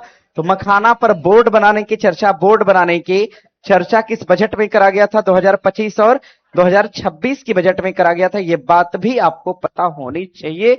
उत्तर बना लीजिएगा बी। ये बताइए हमें, पत्थर कट्टा जो पेंटिंग है ये कहां की है? तो गया। कहां? और सिक्की घास दक्षिण बिहार के उत्तर बिहार? नहीं, हम ये पूछ रहे हैं उत्तर बिहार या दक्षिण बिहार? उत्तर बिहार। उत्तर बिहार मतलब कहां? सीतामढ़ी। कहां की? और मरचा चावल कहां? पश्चिमी चंपारण। सुजनी कढ़ाई दिया है। निम्नलिखित में से कौन से, ठीक है, भारत के डीपीएसपी सिद्धांत में शामिल है पुरुषों और महिलाओं के लिए समान कार्य के लिए समान वेतन? बात तो सही है। 39 का कौन सा क्लॉज कहता है? ए कहता है। आगे, काम करने का अधिकार, ये कौन सा आर्टिकल देता है? आर्टिकल 43 निर्वाह मजदूरी है ना, 42 देता है। न्याय संगत विधियां नहीं यार, एग्जैक्ट नहीं। 41 में कुछ दशाओं में सरकारी सहायता है, देखो इसको 43 से देता है काम करने के अधिकार को। बेरोजगारी की स्थिति में सार्वजनिक सहायता, कुछ दशाओं में सरकारी सहायता कौन देगा? तो 41 देगा। तो अगर आप देख पाएंगे तो सब तो लग रहा है। तो पूछा क्या है आपसे? सभी है, सभी डीपीएसपी में शामिल है। अच्छा, डीपीएसपी का उल्लेख किस भाग में करा गया है? 4 में। 36 से कहां तक है? 51। डीपीएसपी को हमने कहां से लिया? आयरलैंड। आयरलैंड ने कहां से लिया? स्पेन से। कहां से? स्पेन से। ध्वनि के बारे में कथन सही कौन सा है? ढूंढना है। ध्वनि कंपन करने वाली वस्तुओं पर उत्पन्न होती है, बात क्या है? सही। जब तक कंपन नहीं होगी क्या ध्वनि होगी? नहीं होगी। ध्वनि एक माध्यम से होकर गुजरती है, बात सही है भाई। ध्वनि के लिए माध्यम की आवश्यकता होती है, जब तक माध्यम नहीं देंगे क्या ध्वनि चल पाएगी? नहीं। जब भी जो साउंड होता है, साउंड के लिए हमेशा क्या चाहिए? तो माध्यम यानी मीडियम चाहिए होता है। क्या लाइट के लिए कोई माध्यम की आवश्यकता होती है क्या? लाइट के लिए किसी प्रकार के कोई माध्यम की आवश्यकता नहीं होती, यानी प्रकाश को चलने के लिए माध्यम नहीं चाहिए, लेकिन ध्वनि को चलने के लिए माध्यम की आवश्यकता होती है। आगे दिया है कंपन का आयाम जितना ज्यादा होगा ध्वनि की तीव्रता उतनी क्या होगी? ज्यादा होगी। और दिया है कि ध्वनि निर्वात में यात्रा नहीं कर सकती, बात सही है। मतलब सभी कथन क्या है? उत्तर लगा लीजिएगा सी, उत्तर बना लीजिएगा सी। अच्छा, ये बताइए ध्वनि सबसे तेज गमन करेगी इस्पात या एल्यूमिनियम? इस्पात एल्यूमिनियम दोनों आए तो उत्तर क्या होगा? एल्यूमिनियम। अगर ऐसे एल्यूमिनियम ना हो तो उत्तर क्या है? इस्पात। और ध्वनि सबसे अधिक गमन करती है ठोस, द्रव, गैस, कहां?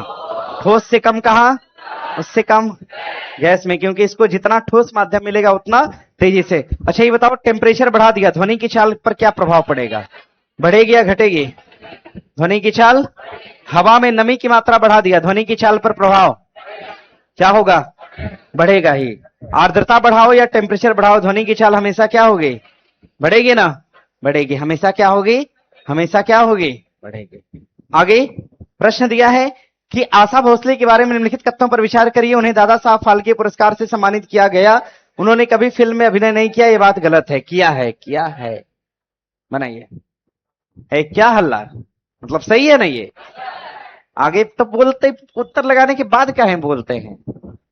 दिया है अवतल दर्पण, उत्तल दर्पण, कन्वेक्स लेंस, कनकेव लेंस, सब दिया हुआ है, आइए पढ़ते हैं। दिया अवतल दर्पण का संबंध किससे हो जाएगा?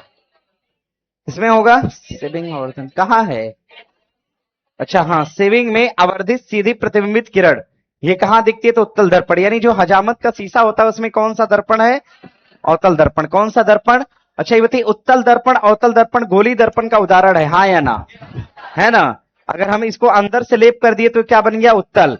और हम बाहर से लेप कर दिए तो क्या बन गया? अंदर से लेप क्या बन गया? उत्तल। और बाहर से लेप कर दिया क्या बन गया? अवतल। अवतल की जो परावर्तक सतह है ये अंदर की तरफ धसी होती है, परंतु उत्तल की परावर्तक सतह ऊपर की तरफ उभरी होती है। अब बताइए उत्तल दर्पण का प्रयोग हम किस में करते हैं?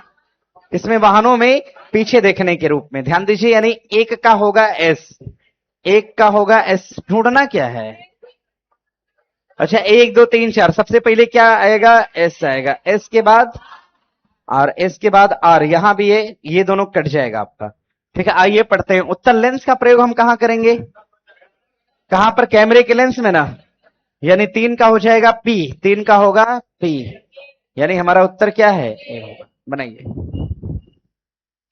मायोपिया में किसका प्रयोग करते हैं? अवतल। मायोपिया का मतलब निकट या दूर? निकट। अच्छा ये बताइए, जब फिगर किस दोष में फिगर रेटिना के सामने बनता है? सामने, सामने मतलब कहां, किसमें? निकट में। हमने बताया था ना कि वही वस्तु आंखों के सामने है जो क्या है? निकट है। आंखों के जो वस्तु सामने वह क्या होती है? निकट होती है। तो जब रेटिना के सामने चित्र बनेगा तो कौन सा दोष है? निकट। जब रेटिना के पीछे बनेगा तो क्या है? दूर। अवतल का प्रयोग करते हैं निकट में और उत्तल का प्रयोग करते हैं दूर में। मायोपिया बीमारी होती है निकट की और हाइपरमेट्रोपिया किसकी होती है? दूर की होती है। आगे प्रश्न है कि भारत की प्राचीनतम पर्वतीय रेंज कौन सी है? तो अरावली। कौन सी है? अरावली। आपको पता है ना, कल क्वेश्चन पढ़े थे ना, अरावली की परिभाषा कुछ दिया गया है क्या? अरावली की परिभाषा देने वाला कौन? Supreme court. और अरावली की परिभाषा को संगठित करने के लिए एक समिति बनाई गई, समिति की अध्यक्षता करने वाली कौन? कंचन देवी। कौन है?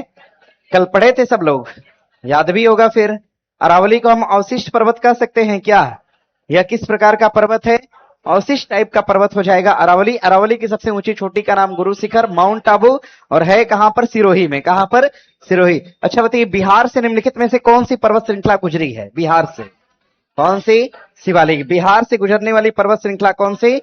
और शिवालिक का कौन सा हिस्सा बिहार से जाता है? सोमेश्वर। कौन सा? हाँ, सवाल पूछता है सोमेश्वर की श्रेणी किस पर्वतीय हिस्सा, किस पर्वत का भाग है? तो शिवालिक का भाग है। बता लेंगे ना। आगे प्रश्न है कि 10 जनवरी 2025 को भारत देश बना जिसे पृथ्वी कक्षा में उपग्रह डॉकिंग प्रक्रिया सफलतापूर्वक किया। कौन सा देश बना? तो पहला भी होगा कोई ना कोई। कौन है? अमेरिका के बाद, रूस के बाद, चीन के बाद स्पेस डॉकिंग करने में भारत का स्थान चौथा।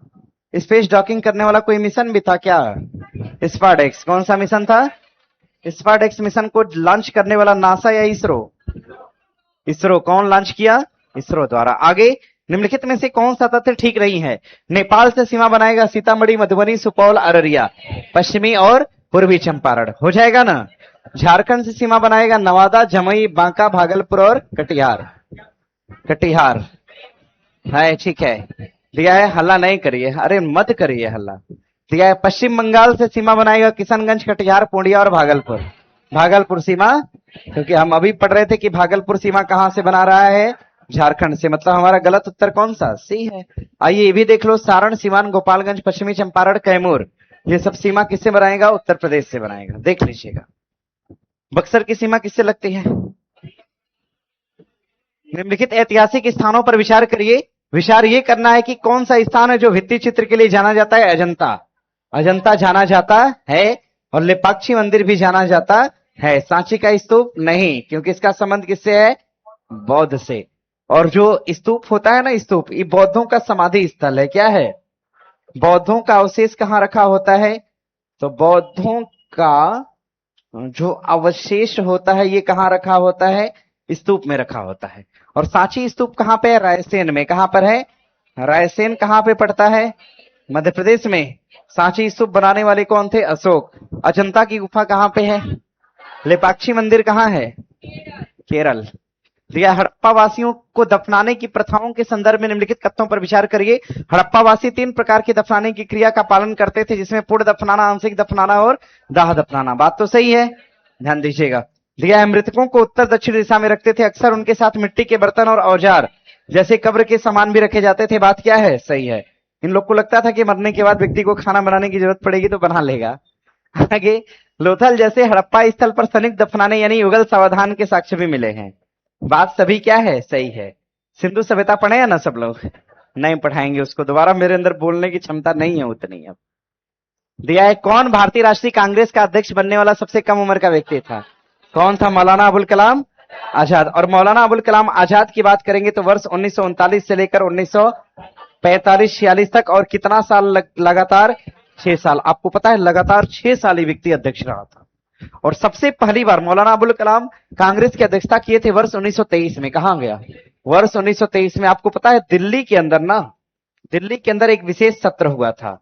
दिल्ली के अंदर एक विशेष सत्र का आयोजन करा गया था 1923 में। तो पहली बार यहां अध्यक्ष बने थे। फिर जाके 39 से कब तक रहे? 45। और कितने साल? 6 साल। और इनकी उम्र कितनी थी? 35 वर्ष। कितना उम्र? 35 वर्ष की आयु में। 35 वर्ष के नौजवान, ध्यान दीजिएगा, बना दीजिएगा। और आगे बढ़ेंगे। अल हिलाल नामक पुस्तक लिखने वाले कौन थे? मौलाना अबुल कलाम आजाद थे। भारत के पहले शिक्षा मंत्री भी कौन बनाए गए थे? मौलाना अबुल कलाम आजाद बनाए गए थे। आगे प्रश्न, निम्नलिखित में से किस संगठन का 1886 में कांग्रेस में विलय हो गया? किसका विलय हो गया? भारतीय राष्ट्रीय संघ का। अच्छा ये बताओ, भारतीय राष्ट्रीय संघ का विलय हो गया कांग्रेस में, और कब हुआ? 1800। और कांग्रेस की किस बैठक के दौरान हुआ? सेकेंड बैठक। किस बैठक के दौरान हुआ? सेकेंड बैठक। कांग्रेस की दूसरी बैठक के दौरान। ध्यान दीजिएगा, भारतीय राष्ट्रीय संघ का कांग्रेस में क्या हो गया? विलय। और कांग्रेस की स्थापना के संबंध में अगर बात करेंगे, स्थापना होती है 1885। स्थापना कहां पर करा गया? बंबई।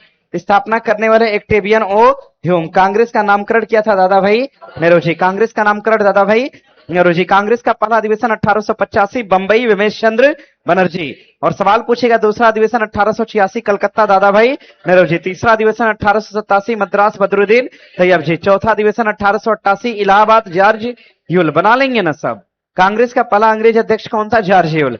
कांग्रेस का दूसरा अंग्रेज अध्यक्ष कौन था? वेडरबर्न। कौन था? वेडरबर्न। आगे प्रश्न दिया है, कथन और कारण है।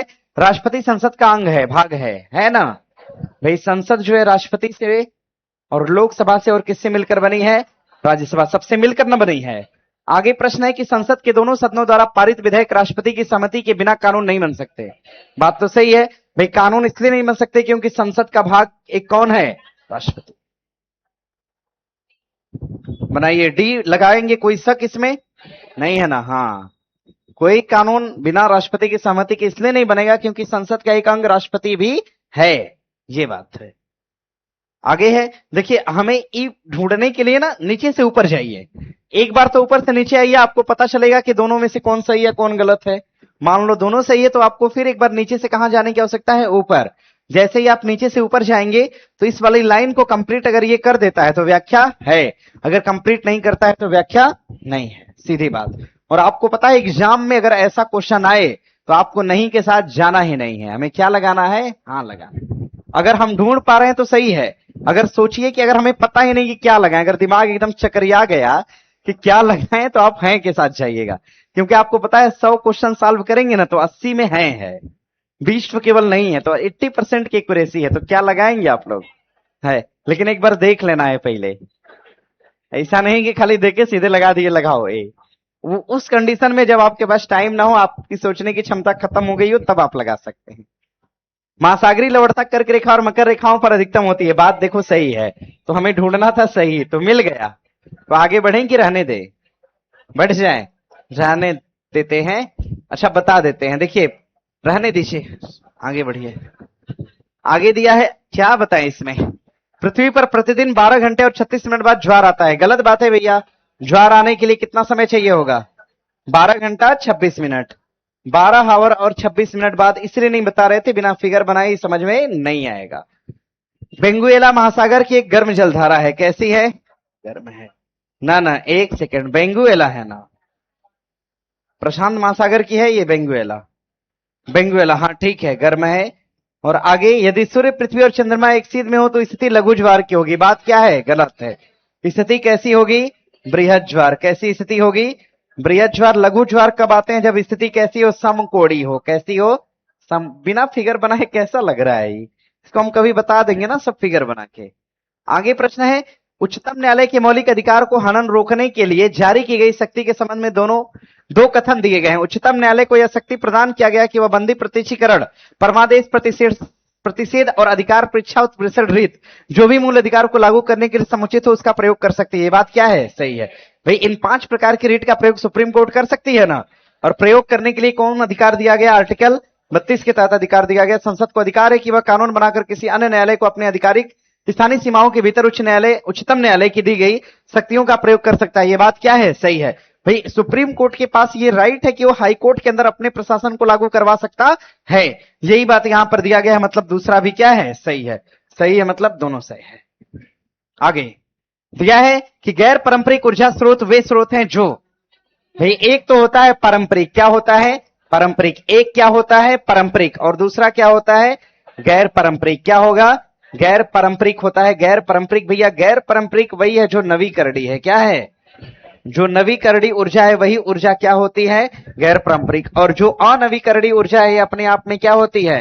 अनवीकरणीय ऊर्जा अपने आप में क्या होती है?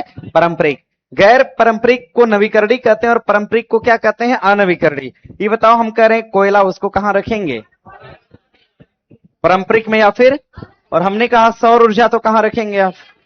नवीकरणीय या गैर पारंपरिक? हमने कहा सौर ऊर्जा एक गैर पारंपरिक ऊर्जा है, हाँ या ना? है ना? ध्यान दीजिएगा। मतलब अगर देख पाएंगे गैर पारंपरिक ऊर्जा क्या है तो नवीकरणीय ऊर्जा है। बना लेंगे? बनाइए।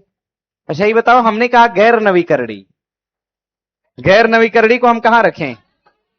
गैर नवीकरणीय को हम कहां रखें? हाँ, गैर नवीकरणीय ऊर्जा अगर पूछेगा तो गैर नवीकरणीय को हम कहां रख सकते हैं? पारंपरिक में रख सकते हैं। और अनवीकरणीय, नवीकरणीय कहां पे है? बना लीजिए। आगे। अरे इसमें कोई दिक्कत तो नहीं है ना? इसको गैर नवीकरणीय बोलो चाहे अनवीकरणीय बोलो चाहे पारंपरिक बोलो, सब सेम है। इसको चाहे आप गैर पारंपरिक बोल लो चाहे नवीकरणीय बोलो, ये क्या है? सेम है। एग्जाम्पल रख लो एक एक तो। इसको हम सौर ऊर्जा के नाम से एग्जाम्पल दे सकते हैं और यहां पर एग्जाम्पल दे सकते हैं किसका? ऐसी ऊर्जा जो एक समय के बाद समाप्त हो जाए उसे हम पारंपरिक कहते हैं, और ऐसी ऊर्जा जो कभी समाप्त ना हो क्या है? गैर पारंपरिक है। आगे प्रश्न दिया है कि सूची 1 और 2 का मिलान करना है। आर्टिकल 324 में निर्वाचन आयोग की चर्चा है, 315 में लोक सेवा, 280 में, और ध्यान दीजिएगा। अच्छा ये बताओ, नहीं नहीं ऐसे नहीं, अनुसूचित जाति आयोग, लेकिन हमने बदल दिया, हमने कहा कि जनजाति आयोग। अब आर्टिकल कौन सा? 338 का एक काम करेगा, और हमने कहा ओबीसी, तब ओबीसी कहा तो 338 का भी काम करेगा। कोई दिक्कत तो नहीं ना है भैया इसमें? आगे ध्यान दीजिएगा, 4 4 के बाद हो जाएगा आपका 3, उसके बाद 2, उसके बाद 4 3 2 1, कहां है? 1 है। बनाइए, आगे बढ़ेंगे। आगे देखिए प्रश्न दिया है, भारत के महान्यायवादी के संदर्भ में निम्नलिखित कथनों में से कौन सा ठीक है? महान्यायवादी के पद पर ऐसे व्यक्ति की नियुक्ति होगी जो उच्चतम न्यायालय का न्यायाधीश नियुक्त होने के अर्हत हो। ये तो बात सही है, लेकिन जानते हो ना, महान्यायवादी को हटाने के लिए उस प्रक्रिया से नहीं गुजरना होता है। महान्यायवादी प्रसाद पर्यंत होता है। क्या है? प्रसाद पर्यंत। जो व्यक्ति प्रसाद पर्यंत है उसको हटाने में कोई दिक्कत नहीं है। प्रसाद पर्यंत का मतलब राष्ट्रपति जब चाहे तब उसको पद से हटा सकता है। मतलब आप देख पाइएगा दूसरा स्टेटमेंट क्या है। तो पूछा क्या है आपसे? सही पूछा है, केवल एक सही। सर बेंगुएला, क्या बेंगुएला? तो बीत गया ना काफी पीछे। क्या देखना है? वेंगुएला की धारा ठंडी ठंडी जलधारा है, प्रशांत महासागर। ये जानते हो ना, ये कोल्ड ही है, लेकिन जानते हो ये प्रशांत की नहीं बल्कि क्या है? ये अटलांटिक के, इसलिए इसके बारे में गलत दिया है। इसको सुधार कर लीजिएगा। ठीक है भाई, बना दिया हमने। ध्यान नहीं गया होगा मेरा, फिलहाल देख लीजिएगा इसको। आगे दिया है आपका, राष्ट्रीय नारी शक्ति युवा संसद 2026 के संदर्भ में कथनों पर विचार करिए। इसका आयोजन 12 अप्रैल 2026 को किया गया। इस पहल को 17 क्षेत्रों में एक साथ लागू किया गया। कथन क्या है? बनाइए। आगे प्रश्न है, कालक्रम की दृष्टि से घटनाओं में कौन सी सबसे अंतिम है? बताएंगे। मोपला विद्रोह कब? 1900, होम रूल 1900, और जलियांवाला बाग खिलाफत 1900, सबसे लास्ट में कौन? मोपला विद्रोह। मोपाला विद्रोह कहां पर? केरल। आगे प्रश्न है, भारत में के एक राज्य में विधान परिषद के गठन के संदर्भ में निम्नलिखित में से कौन सा सही है? एक विधान परिषद में उस राज्य की विधानसभा की कुल सदस्य संख्या के 1/3 से अधिक सदस्य नहीं हो सकते। बात तो सही है। जैसे देखिए, जो विधान परिषद होता है ना, विधान परिषद, अगर हम विधान परिषद की बात करेंगे, विधान परिषद कुल विधानसभा का कितना होता है? 1/3। मान लो विधानसभा में अगर 100 संख्या है तो विधान परिषद कितना रखना होगा? 33 रखना होगा, है ना? यही है ना आंकड़ा? ध्यान दीजिएगा, यही आंकड़ा है। और जैसे आप बिहार का निकाल लो, बिहार में कितना सीट है? 200 कितना? 43 है। तो इस हिसाब से 1/3 निकाल के रखा गया, मतलब कितना रखा गया? 75। यही है ना? हाँ, ध्यान दीजिएगा। अब अप्रोक्सीमेटली 1/3 है। अब ऐसा नहीं कि 1/3 हो, अब 1/3 होगा तो ये पॉइंट में ना आ जाएगा। तो ऐसा तो नहीं कि पॉइंट में सदस्य रहेगा। आगे दिया है, एक राज्य की विधान परिषद में कम से कम 40 सदस्य अवश्य होने चाहिए। बात क्या है? सही है भाई, विधान परिषद होने के लिए 40 सदस्य होना कंपलसरी है। तो ये बताइए, गोवा में तो एक ही है, मतलब लोकसभा। तो अगर एकाक लोकसभा जहां पे जैसे त्रिपुरा हो गया, तो क्या यहां पर अच्छा विधानसभाओं की संख्या ज्यादा है? तो अगर इनको कितना हूं ज्यादा होगी तो 40 से क्या है? कमी है। तो कहा गया 40 कम से कम होना चाहिए। तो क्या गोवा अपने यहां विधान परिषद रख सकता है? क्या त्रिपुरा रख पाएगा? क्या सिक्किम रख पाएगा? क्या नहीं। कुछ राज्यों की मजबूरी है कि अपने यहां विधान परिषद नहीं रख पाते हैं, इसीलिए विधान परिषद भारत के कितने राज्यों में है? 6 राज्यों में। क्या बिहार में है? हाँ है। मतलब सही उत्तर कौन सा? भारत के उपराष्ट्रपति का निर्वाचन सर्वोच्च न्यायालय द्वारा शून्य घोषित कर दिया गया है। निम्नलिखित में से कौन सा ठीक है? उपराष्ट्रपति के रूप में इस प्रकार की घोषणा से पूर्व उनके द्वारा किए गए कार्य विधि मान्य होंगे। बिल्कुल मान्य होंगे भैया। राष्ट्रपति के पद पे जो काम किए हैं वो मान्य होगा। उपराष्ट्रपति के रूप में इस प्रकार की घोषणा होने के दिन उनके द्वारा किए गए कार्यविधि मान्य नहीं होंगे। ये बात क्या है भाई? होने के दिन, जब तक वो पद पे हैं तब तक क्या होगा? मान्य होगा। मतलब ये बात क्या है? गलत। तो सही कथन कौन सा? आगे, नेताजी सुभाष चंद्र बोस द्वारा आजाद हिंद फौज के हिस्से के रूप में गठित महिला रेजिमेंट का नाम क्या था? झांसी रानी ब्रिगेड। अध्यक्षता करने वाली कौन? कैप्टन लक्ष्मी सहगल। कैप्टन लक्ष्मी सहगल की अध्यक्षता में स्थापित करा गया था। स्थापित करने वाले सुभाष चंद्र बोस। और इंडियन नेशनल आर्मी को बनाने वाले कैप्टन मोहन सिंह। 1943 में इसकी कमान किसको मिली? सुभाष चंद्र बोस को मिली। आगे दिया है कि दक्षिण पश्चिम मानसून मौसम के दौरान तमिलनाडु तट शुष्क रहता है। जब दक्षिण पश्चिम मानसून जब भारत में प्रवेश कर रहा होता है तो तमिलनाडु के तट पे बारिश नहीं होती, क्योंकि मानसून जब आता है तो इस पर्वत से टकराकर यही बारिश करता है। पर्वत के पीछे का क्षेत्र क्या होता है? तो शुष्क होता है। क्या होता है? शुष्क। और ऐसे क्षेत्र को हम क्या बोलते हैं? वृष्टि छाया। क्या नाम देते हैं? वृष्टि छाया क्षेत्र का नाम देते हैं। ध्यान दीजिएगा। आइए पढ़ते हैं। देखिए दिया है कि दक्षिण पश्चिम मानसून के दौरान तमिलनाडु का तट शुष्क रहता है। ये बात क्या है? सही है। और शुष्क रहने के पीछे का कारण यह है कि तमिलनाडु का तट बंगाल की खाड़ी शाखा के समांतर स्थित है और दक्षिण पश्चिम मानसून की अरब सागर वृष्टि छाया क्षेत्र में स्थित है। ये बात क्या है? सही है। और सही भी है और इसका क्या है? कारण भी है। तो मतलब आप देख पाएंगे सही उत्तर कौन सा? डी होगा। बनाइए। अब ऐसा तो नहीं कि पूछ रहे हो कारण है या नहीं है, बना लीजिएगा इसको। आगे प्रश्न दिया है। प्रश्न है कि पोषक स्तर बनते हैं केवल मांसाहारी से। भाई केवल मांसाहारी रखेंगे तो पोषक स्तर बनेगा, क्योंकि पोषक स्तर बनाने के लिए हमें क्या चाहिए? उत्पादक। उत्पादक के बाद क्या चाहिए हमें? उपभोक्ता। उपभोक्ता के बाद हमें क्या चाहिए? अपघटक चाहिए ना, हमें अपघटक चाहिए। तो उत्पादक तो हमेशा शाकाहारी होता है, प्राथमिक उपभोक्ता भी शाकाहारी होता है, द्वितीय उपभोक्ता मांसाहारी और तृतीय उपभोक्ता दोनों होता है। और उन सभी को खाने वाला क्या होता है? अपघटक। यानी हमें दोनों को रखना होगा। तो हम कह सकते हैं खाद्य श्रृंखला में जीवों के संबंध होने से, यानी हर जीव एक दूसरे से संबंधित है। तभी मछलियों को आप मत खाइए, उसका प्रोडक्शन न हो, उससे दवाएं न बने, या मछलियों का प्रयोग अन्य इंफ्रास्ट्रक्चर में न किया जाए, तो मछलियों की संख्या इतनी ज्यादा होगी, इतनी ज्यादा कि फिर उस समुद्र से बाहर निकलकर इंसान को खाएंगे। तो फूड चेन, हाँ फूड चेन बनाने के लिए देखते हो मुर्गा को अगर छोड़ दिया जाए रोड पे, ठीक है, लाखों लोग उसको मांसाहारी के रूप में प्रयोग करते हैं। अगर सोचिए न खाएं तब, ठीक है, तब तो इंसान को धीरे धीरे खाना क्या कर देगा? शुरू कर देगा। समझ गए? और हर उस चीज का दोहन जिसका दोहन इंसान न कर पाए, वो वस्तु इंसान का दोहन कर देती है। जैसे कोरोना वायरस को क्या इंसान खा पाया? नहीं, इंसान को खाने लगा। समझ गया इस बात को? जिसका दोहन आप नहीं करेंगे तो आपका शोषण करेगा फिर। ठीक है, देखिए दिया है प्राकृतिक काल के आक्रमण के संबंध में सही कालानुक्रम रखिए।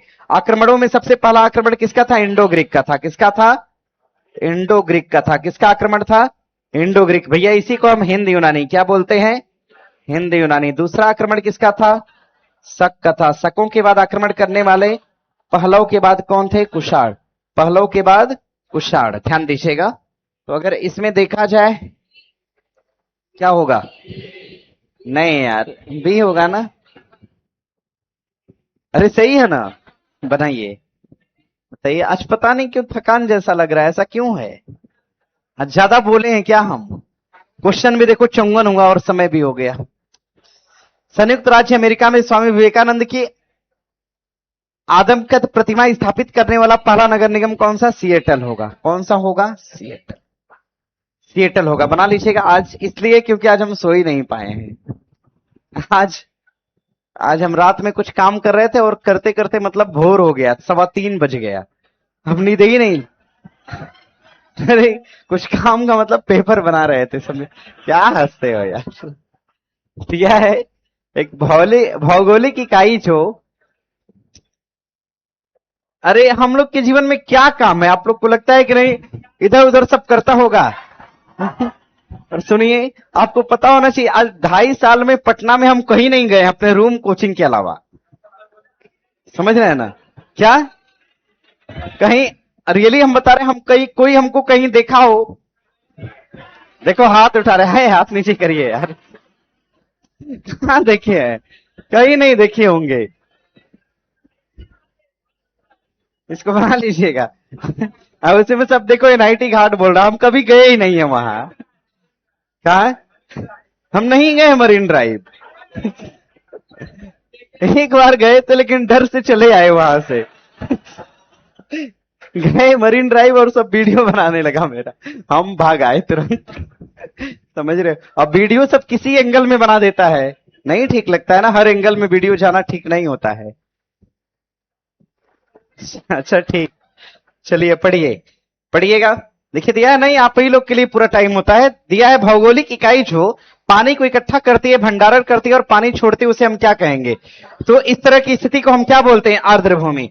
देखिए व्यर्थ भूमि का मतलब ऐसी भूमि जिस पर कृषि या उत्पादन न हो पाए, व्यर्थ है। जल विरामक क्या होता है? जो रेखा जल को विराम लगाए उसे हम जल विरामक कहते हैं, जल विभाजक कहते हैं। पानी का हौज क्या होता है? टंकी देखा ना, टंकी, टंकी को पानी का हौज कहा गया। लेकिन कहा गया कि ऐसी इकाई जो पानी को इकट्ठा भी करे, जरूरत पड़े तो पानी छोड़े भी, उसको हम क्या बोलते हैं? आर्द्र भूमि। जैसे दलदल, दलदल पर पानी पड़ेगा तो सूख जाएगा, लेकिन जरूरत पड़ेगी तो पानी को क्या करेगा? छोड़ेगा, इन्वायरमेंट में नमी को बनाए रखेगा। तो दलदल स्थल एक प्रकार का क्या है? आर्द्र भूमि है। आगे, अच्छा, आर्द्र भूमि को हम रामसर स्थल भी बोल सकते हैं, ध्यान दीजिएगा। और भारत में कुल कितने रामसर स्थल हैं? कितना? 101। 101वां रामसर का नाम क्या है? ग्लाव। क्या नाम है? ग्लाव। कहां का? अरुणाचल प्रदेश का हो जाएगा। संसद की संयुक्त बैठक के संदर्भ में निम्नलिखित कथनों में से कौन सा ठीक है? कुछ अनुच्छेद कुछ दशाओं में संसद की दोनों सदनों की संयुक्त बैठक का प्रावधान करता है। ये बात क्या है? संसद की दोनों बैठकों का प्रावधान किसमें दिया गया है? 108 में है। और ध्यान दीजिए, कहा गया इस बैठक को बुलाएगा कौन? राष्ट्रपति। अध्यक्षता करेगा लोकसभा का स्पीकर, करेगा ना। धन विधेयक पर कभी ज्वाइंट सिटिंग होगी, संविधान संशोधन पर नहीं होगी। ध्यान दीजिएगा, दोनों सदनों की संयुक्त बैठक की अध्यक्षता कौन करता है? स्पीकर करता है। मतलब दोनों कथन क्या है? सही है। आगे प्रश्न दिया है, भारत में जनसंख्या स्थायित्व का लक्ष्य किस वर्ष तक निर्धारित किया गया है? तो 2000 कब तक? 45 तक है ना। हाँ, क्या बड़ा है? नहीं, अरे ठीक है यार, गुमराह करते हैं खाली। जनसंख्या स्थिरता का लक्ष्य रखा गया है 2045 तक, और अपने आप में ठीक है। सब गुमराह करे तो इन सब के चक्कर में नहीं पड़ना है। दिया है निम्नलिखित में से कौन एक वर्ष और मतलब योजना से सम्मिलित नहीं है? दिया है श्यामा प्रसाद मुखर्जी अर्बन मिशन की शुरुआत करा गया था वर्ष 2016 में, और rural housing interest subsidy scheme को लाया गया था 17 में। आदर्श ग्राम योजना की शुरुआत 14 में। दीनदयाल उपाध्याय ग्रामीण कौशल योजना की शुरुआत कब? 2014 में। क्या पूछा है? नहीं ना, यही नहीं है। मना लीजिएगा। किसान सम्मान निधि योजना कब आई थी? वर्ष 2019 में। और अटल पेंशन योजना वर्ष 2015 में। मिष्टी योजना वर्ष 2023 में। और प्रधानमंत्री विश्वकर्मा योजना भी वर्ष 2023 में। प्रधानमंत्री सूर्यघर योजना 2024 में। कब? 2024। जन आरोग्य योजना 2018 में। कब? 2018 में। कौन सा हार्मोन अग्नाशय के लंगरहैंस की आउटसेल यानी बीटा कोशिका से निकलेगा? कौन निकलेगा? रक्त में शर्करा की मात्रा को नियंत्रित कौन करता है? अच्छा, इंसुलिन का कम निकलना ठीक होता है कि ज्यादा निकलना? कम या ज्यादा दोनों ठीक नहीं होता है। इंसुलिन का सामान्य मात्रा में निकलना क्या होता है? ठीक। अगर इंसुलिन की कमी होगी तो शरीर में कौन सी बीमारी बढ़ेगी? मधुमेह। आगे है, राष्ट्रीय उद्यान में आनुवांशिक विविधता का रखरखाव किया जाता है। इन सिटू, एक्स सिटू, जीन फूल। अच्छा, राष्ट्रीय उद्यान है ना, राष्ट्रीय उद्यान एक प्रकार का क्या है? एक्स सिटू है कि इन सिटू है? इन सिटू है। राष्ट्रीय उद्यान के बारे में पूछा है। राष्ट्रीय उद्यान मतलब national park. National park, wild life sanctuary, bird sanctuary, सब अपने आप में क्या है? एक्स-सिटू है ना। जो एक्वेरियम होता है, जो मछली को रखने वाला होता है, उसको हम कहां रखते हैं? इन सिटू में। मतलब इसको हम क्या दे देते हैं? एक्स-सिटू। और आगे प्रश्न है कि पराबैंगनी विकिरण जो अवशोषित, अच्छा बताइए, चिड़ियाघर किसका एग्जाम्पल है? चिड़ियाघर में तो चिड़िया बाहर से पकड़ के लाके छोड़ देते हैं, तो चिड़ियाघर किसका एग्जाम्पल है? इन सिटू का। लेकिन national park, wild life sanctuary, bird sanctuary या हाथी रिजर्व, ये सभी किसका एग्जाम्पल है? एक्स सिटू का। और आगे प्रश्न दिया है, पराबैंगनी विकिरण को अवशोषित करने वाली ओजोन परत किस वायुमंडल के स्तर में होती है? कहां पर? समताप में। और ओजोन परत जो होती है, इसकी मोटाई अगर पूछेगा 15 किलोमीटर से लेकर कितना? 35 किलोमीटर के अप्रॉक्स होती है। 15 से लेकर 35, आप यहां से 15 किलोमीटर जाइएगा तो 15 से लेकर 35 के भीतर क्या होता है? ओजोन। और ये किस मंडल में है? तो समताप मंडल में। आगे प्रश्न है कि अप्रैल 2026 में 3 दिवसीय उन्नत कृषि मेला का आयोजन निम्नलिखित में से किस स्थान पर करा गया? रायसेन में। कहां पर किया गया? रायसेन में किया गया। थोड़ा सा मिस्टेक हो गया था टाइपिंग ना, इसको बना लीजिएगा। रायसेन में किया गया। और आगे प्रश्न है कि भारतीय संविधान ने प्रारंभ में किस अवधि के लिए सभी सरकारी उद्देश्य हेतु अंग्रेजी भाषा का उपयोग, हम लोग पढ़ रहे थे ना अभी पीछे, कितना साल? 15 साल। लेकिन कहा गया 1963 में अधिनियम आया। 1963 में एक भाषा एक्ट आया था, और इस एक्ट के माध्यम से कहा गया 1965 के बाद यानी 1965 के बाद इसको लागू किया गया और कहा गया कि अनिश्चित काल के लिए भाषा अंग्रेजी और क्या होगी, तो हिंदी होगी। और आगे प्रश्न है, निम्नलिखित में से कौन सा सहायक नदी सुमेलित नहीं है? प्राणहिता सहायक नदी किसकी है? तो गोदावरी। किसकी सहायक है? गोदावरी की है। हेमावती किसकी है? कावेरी। मंजरा गोदावरी और मालप्रभा कृष्णा। मतलब कौन सा गलत है? ए गलत है। आगे प्रश्न दिया है कि संयुक्त राज्य अमेरिका तथा मैक्सिको के बीच सीमा पर स्थित नदी का नाम क्या हो जाएगा? तो इसमें दिया है आपका संयुक्त राज्य अमेरिका और मैक्सिको के बीच नदी कौन सी है? रियो ग्रांड नदी। कौन सी नदी है? रियो ग्रांड नदी। समझो भैया, देखो ये मैप है आपका, ये है आपका मैप, ये आपका मैप हो गया है ना, ये हो गया मैप। देखो ऊपर की तरफ तो है कनाडा, आपका क्या है? कनाडा। ऊपर की तरफ हो जाएगा आपका कनाडा और नीचे की तरफ क्या हो जाएगा? अमेरिका। नीचे की तरफ क्या है? अमेरिका। कनाडा अमेरिका को अलग करने वाली रेखा का नाम क्या है? 49वीं रेखा। यहां से एक नदी है, नदी का नाम क्या हो जाएगा? रियो ग्रांड। नदी का नाम रियो ग्रांड नदी। और जो रियो ग्रांड नदी है ये अलग करती है अमेरिका को किससे? मैक्सिको से। मतलब उत्तर क्या है? सी है। बनाइए। आगे प्रश्न है, निम्नलिखित में से किस अधिनियम द्वारा 120 सदस्यों वाले चेंबर ऑफ प्रिंसेस की व्यवस्था करी गई? चेंबर ऑफ प्रिंसेस की जो स्थापना है ना भैया, इसकी स्थापना करा गया था वर्ष 1921 में। और पता है जब 21 में स्थापना करा गया तो अधिनियम कौन सा होगा? 1919 का अधिनियम होगा। स्थापना जिसको पता है अधिनियम लगा लिया होता हो। आगे प्रश्न है कि संघ वित्त आयोग के संदर्भ में निम्नलिखित में से कौन सा ठीक है? वित्त आयोग में एक अध्यक्ष तथा 6 सदस्य होते हैं। ये बात सरासर गलत है भैया, ध्यान दीजिए। इसमें सदस्य की संख्या कितनी होती है? 4। और इसमें हेड कितना होता है? 1 होता है। यानी ओवरऑल देखा जाए तो कितने लोग होते हैं? 5। लेकिन यहां पर क्या दिया है? 7 दिया है। अरे 6 और 1 7 दिया है, तो गलत है। अपना प्रतिवेदन नीति आयोग को नहीं देगा बल्कि किसको देता है? राष्ट्रपति। वित्त आयोग अपना प्रतिवेदन किसको देता है? राष्ट्रपति। मतलब पहला और दूसरा दोनों क्या है? गलत है, तो कोई सही नहीं है। बना लीजिएगा। वित्त आयोग इस समय कौन सा चल रहा है? 16वां। कौन सा? 16वां। पहला वित्त आयोग कब बना था? 1951 में। कब बना था? 1951 और 52। लेकिन 50 नहीं होगा। हाँ ध्यान दीजिएगा, इस बात को लग जाता है गलत उत्तर। निम्नलिखित में से कौन सा प्रावधान नीति निर्देशक तत्व और मौलिक कर्तव्य दोनों का एक भाग है? कौन सा प्रावधान भैया? पर्यावरण ना, पर्यावरण संरक्षण दोनों में आता है, बाकी सब तो नहीं आएगा। ठीक है। आगे प्रश्न दिया है कि निम्नलिखित में से कौन सा एक राज्य और केंद्र, क्या दिया है? ये दर्रा है ना, दर्रा। दर्रा है, दर्रा है। बना लीजिएगा, दर्रा है ये। दर्रा, माना दर्रा हिमाचल प्रदेश में है। नीलिमा मतलब कहां? उत्तराखंड में है। नीति दर्रा कहां? दीफू दर्रा कहां? अरुणाचल प्रदेश। अघिल दर्रा कहां? कहां पर? लद्दाख में। तो क्या पूछा है अपने से? सही कौन सा? बी होगा ना, बी होगा। आगे प्रश्न है कि निम्नलिखित में से कौन सा संगठन दिल्ली में वायसराय लॉर्ड हार्डिंग पर बम फेंकने के लिए उत्तरदायी था? अनुशीलन समिति थी, इसी ने बम फेंका था। और ध्यान देना भैया, बम फेंकने वालों में कौन था? खुदीराम था ना, और कौन था? प्रफुल्ल चाकी। कौन भागा था? कौन भागा? हाँ, अनुशीलन। ओह अच्छा, हाँ हाँ हाँ सही है। हल्ला नहीं करिएगा, थोड़ा शांत रहिए। रास बिहारी ना, रास बिहारी। हाँ हल्ला नहीं करिए, रास बिहारी। ये तो सही है। अरे क्या है यार, मतलब हार्डिंग। ओ अच्छा, हाँ ठीक है।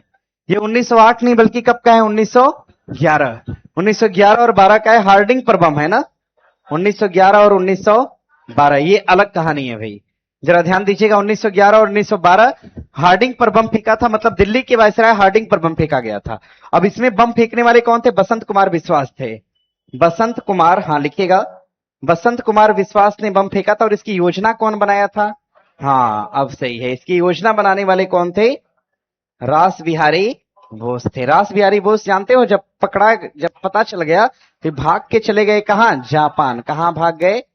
जापान भाग गए। और जापान भागकर आगे चलकर फिर ये आईएनए में शामिल होते हैं। बसंत कुमार विश्वास ये बेचारा पकड़ा गया यार, लेकिन बम फेंका भी इसी ने था। फिलहाल बना लीजिएगा, ठीक उत्तर आपका ए हो जाएगा। हम जो घटनाक्रम की बात कर रहे थे ये 1908 का है। 1908 कैनेडी पर बम था, इसको हम मुजफ्फरपुर कांड भी कह सकते हैं। इसमें दोषी कौन था? खुदीराम बोस और प्रफुल्ल चाकी थे। हाँ ध्यान दीजिएगा। आगे प्रश्न है कि जल रोकथाम और प्रदूषक नियंत्रक अधिनियम कब आता है? 1974। और यही वायु लिख देगा तो 1981। क्या होगा? 1981। पादपों में कैल्शियम के कार्य क्या है? कोशिका भित्ति की संरचना का निर्माण करना, एमिनो अम्ल और कार्बोहाइड्रेट के संचरण में सहायक है, रंध्र के खुलने या बंद होने में आवश्यक है, क्लोरोफिल के संश्लेषण में सहायक है। मतलब उत्तर क्या है? सभी है। आगे प्रश्न है कि मानव हृदय कितने चेंबर में होता है? 4। कितना चेंबर है? 4। मानव हार्ट के 4 चेंबर है, जिसमें एक ऊपर का हिस्सा क्या है? आलिंद, और बाकी हिस्सा क्या है? तो निलय। ध्यान दीजिएगा, दायां आलिंद, बायां आलिंद, दायां निलय और बायां निलय। मतलब कितने चेंबर है? 4 है। मानव हार्ट किस शेप में होता है? मुट्ठी नुमा। किसमें? मुट्ठी नुमा। लोटनिक पारिस्थितिक तंत्र का उदाहरण कौन सा होगा? लोटनिक यानी लोटनिक पारिस्थितिक तंत्र का उदाहरण क्या है? नदियां हैं। क्या है? अरे नदी ही ना ऐसे चल रही है, नदी देखिए ऐसे चल रही है, ऐसे। लोटनिक पारिस्थितिकी तंत्र का उदाहरण क्या हो जाएगा? नदियां होगा। आगे प्रश्न दिया है, निम्नलिखित में से प्राकृतिक रेशम का एक घटक कौन सा है? तो प्राकृतिक रेशम का एक घटक पोटेशियम, मैग्नीशियम, फास्फोरस या नाइट्रोजन। उत्तर क्या है? नाइट्रोजन। बनाओ भाई। आगे देखिए प्रश्न दिया है, निम्नलिखित में से कौन सा तत्व नोबल गैस नहीं है? आर्गन, क्रिप्टॉन, रेडान और एक्टिनियम। एक्टिनियम नहीं है। नोबल गैस का हमने बताया था ना, नोबल गैस के लिए हमने बताया था हिना और करीना, बताया था ना। हिना और करीना का एक्सरे रंगीन, करीना का एक्सरे रंगीन, ऐसा मैंने बताया था आपको। आर से क्या हो जाएगा? रेडॉन। क्या होगा? रेडॉन। और एक्स से क्या हो जाएगा? जिनॉन। क्या होगा? जिनॉन हो जाएगा। और क से क्या होगा? क्रिप्टॉन होगा। और से क्या होगा? ऑर्गन। क्या होगा? आर्गन। ही से क्या हो जाएगा? हीलियम। न से क्या होगा? नियॉन। यानी इच्छा गैस अपने आप में क्या है? तो ध्यान दीजिएगा, नोबल गैस है। किस प्रकार का टीका डिप्थीरिया से बचाता है? तो डिप्थीरिया से बचाएगा लाइव अटेन्यूएटेड बचाएगा, या वायरल वेक्टर बचाएगा, या mRNA का टीका बचाएगा, या डॉक्साइड बचाएगा। डॉक्साइड का टीका लगता है डिप्थीरिया में, बना लीजिएगा। या फिर डीपीटी लगता है, समझ रहे हो ना? हाँ। आगे है, दिया है आपका, सर्वोच्च न्यायालय के एक न्यायाधीश का त्यागपत्र संबोधित होता है, किसको देगा? राष्ट्रपति को देगा ना। हाँ। आगे प्रश्न, निम्नलिखित में से किस किस हंसी पैदा करने वाली गैस? Nitrous oxide. आगे है, दिया आपका डाई क्लोरोडाई फिनाल टेट्रा क्लोरोइथेन, जिसको हम डीटीटी कहते हैं। ये एक प्रकार का क्या है? गैर प्रदूषक या अजैव अपघटनी है। अजैव अपघटनी प्रदूषक है, बना लीजिएगा। ये एक प्रकार का प्रदूषण और बहुत तेजी से प्रदूषण फैलाता है, ध्यान दीजिएगा। आगे, भारत सरकार द्वारा पर्यावरण परिरक्षण या संरक्षण के लिए अधिनियम कब आता है? 1900। अच्छा, पर्यावरण संरक्षण अधिनियम लाने के पीछे का कारण क्या था? भोपाल गैस त्रासदी। दिया है, सूची 1 को 2 से मिलान करिएगा। खट्टे नासर, खट्टे नासर जो होता है खट्टा हो जाता है, किसके कारण भैया? कवक के कारण। गन्ने का लाल सड़न रोग किसके कारण है? कवक। खट्टा नासर जीवाणु। आलू का कृषिकांत रोग ऑक्सीजन। गेहूं का साहू रोग कीट। मतलब उत्तर 3, 4, 2 और 1। 3, 4, 2 और 1, मतलब सी हो जाएगा। आगे प्रश्न है, सूची 1 को 2 से मिलान करिए। 22 मई को हम मनाते हैं जैव विविधता, कहां है? जैव विविधता। मतलब बी का हो जाएगा 4, बी का हो जाएगा 4, बी का हो जाएगा 4। उत्तर क्या है? देखो मिल गया तुरंत। सवाल बनेगा, 22 मार्च को हम क्या मनाते हैं? जल दिवस। 22 अप्रैल को क्या मनाएंगे? पृथ्वी दिवस। 22 अप्रैल। और 22 मई को क्या मनाते हैं? जैव विविधता दिवस। आगे देखिए प्रश्न है, बैसिलस हिमोफिलस इन्फ्लुएंजा का कारण है? काली खांसी का, छोटे बच्चे मेनिंजाइटिस, या मस्तिष्क ज्वर का? यही होगा। छोटे बच्चे के अंदर मस्तिष्क ज्वर फैलाता है कौन? तो बैसिलस हिमोफ्लेंजिस इन्फ्लुएंजा फैलाता है। इसको ध्यान में रखिएगा। चिकनगुनिया एक प्रकार का क्या है? बुखार, पेट दर्द क्या है? चिकनगुनिया एक प्रकार का क्या है? डेंगू क्या है? टाइफाइड, मलेरिया, सब बुखार है। और चिकनगुनिया वायरस के कारण या जीवाणु के कारण? और डेंगू, टाइफाइड, बोल देगा सब वायरस, हमको पता था। टाइफाइड किसके कारण? जीवाणु। और मलेरिया परजीवी, मलेरिया परजीवी। रामानुज को कहा गया कि किस दर्शन के प्रतिपादक है? विशिष्टाद्वैतवाद। कौन सा वाद? विशिष्टाद्वैतवाद। माधवाचार्य द्वैतवाद न, निबकाचार्य, बल्लभाचार्य। सुनो, याद करने का तरीका सिखाएं। बताइए, अच्छा ही बताइए कि विशिष्ट नाम किसका था? राम जी का। राम का नाम क्या था? विशिष्ट था। राम नाम अपने आप में क्या है? विशिष्ट है। तो विशिष्टता का संबंध किससे होगा? बताइए। सरदार वल्लभ भाई पटेल, ये नाम क्या है? शुद्ध है। तो शुद्धाद्वैतवाद का संबंध किससे होगा? सरदार वल्लभ भाई पटेल। शंकराचार्य का संबंध किससे होगा? शंकराचार्य। अद्वैतवाद क्या है? अद्वैतवाद का संबंध किससे हो जाएगा? शंकराचार्य से। द्वैतवाद का संबंध किससे है? निम्बकाचार्य से। देखो दिया है, ये सब दर्शन है, भारतीय दर्शन है ये सब। 4, 4 के बाद 3, उसके बाद क्या होगा? डी होगा। 4, 3, ओ, बना लीजिएगा। आगे प्रश्न दिया है, निम्नलिखित घटनाओं पर विचार करिए। इस पर गदर पार्टी की स्थापना 1913, सैन फ्रांसिस्को, सोहन सिंह भाखना।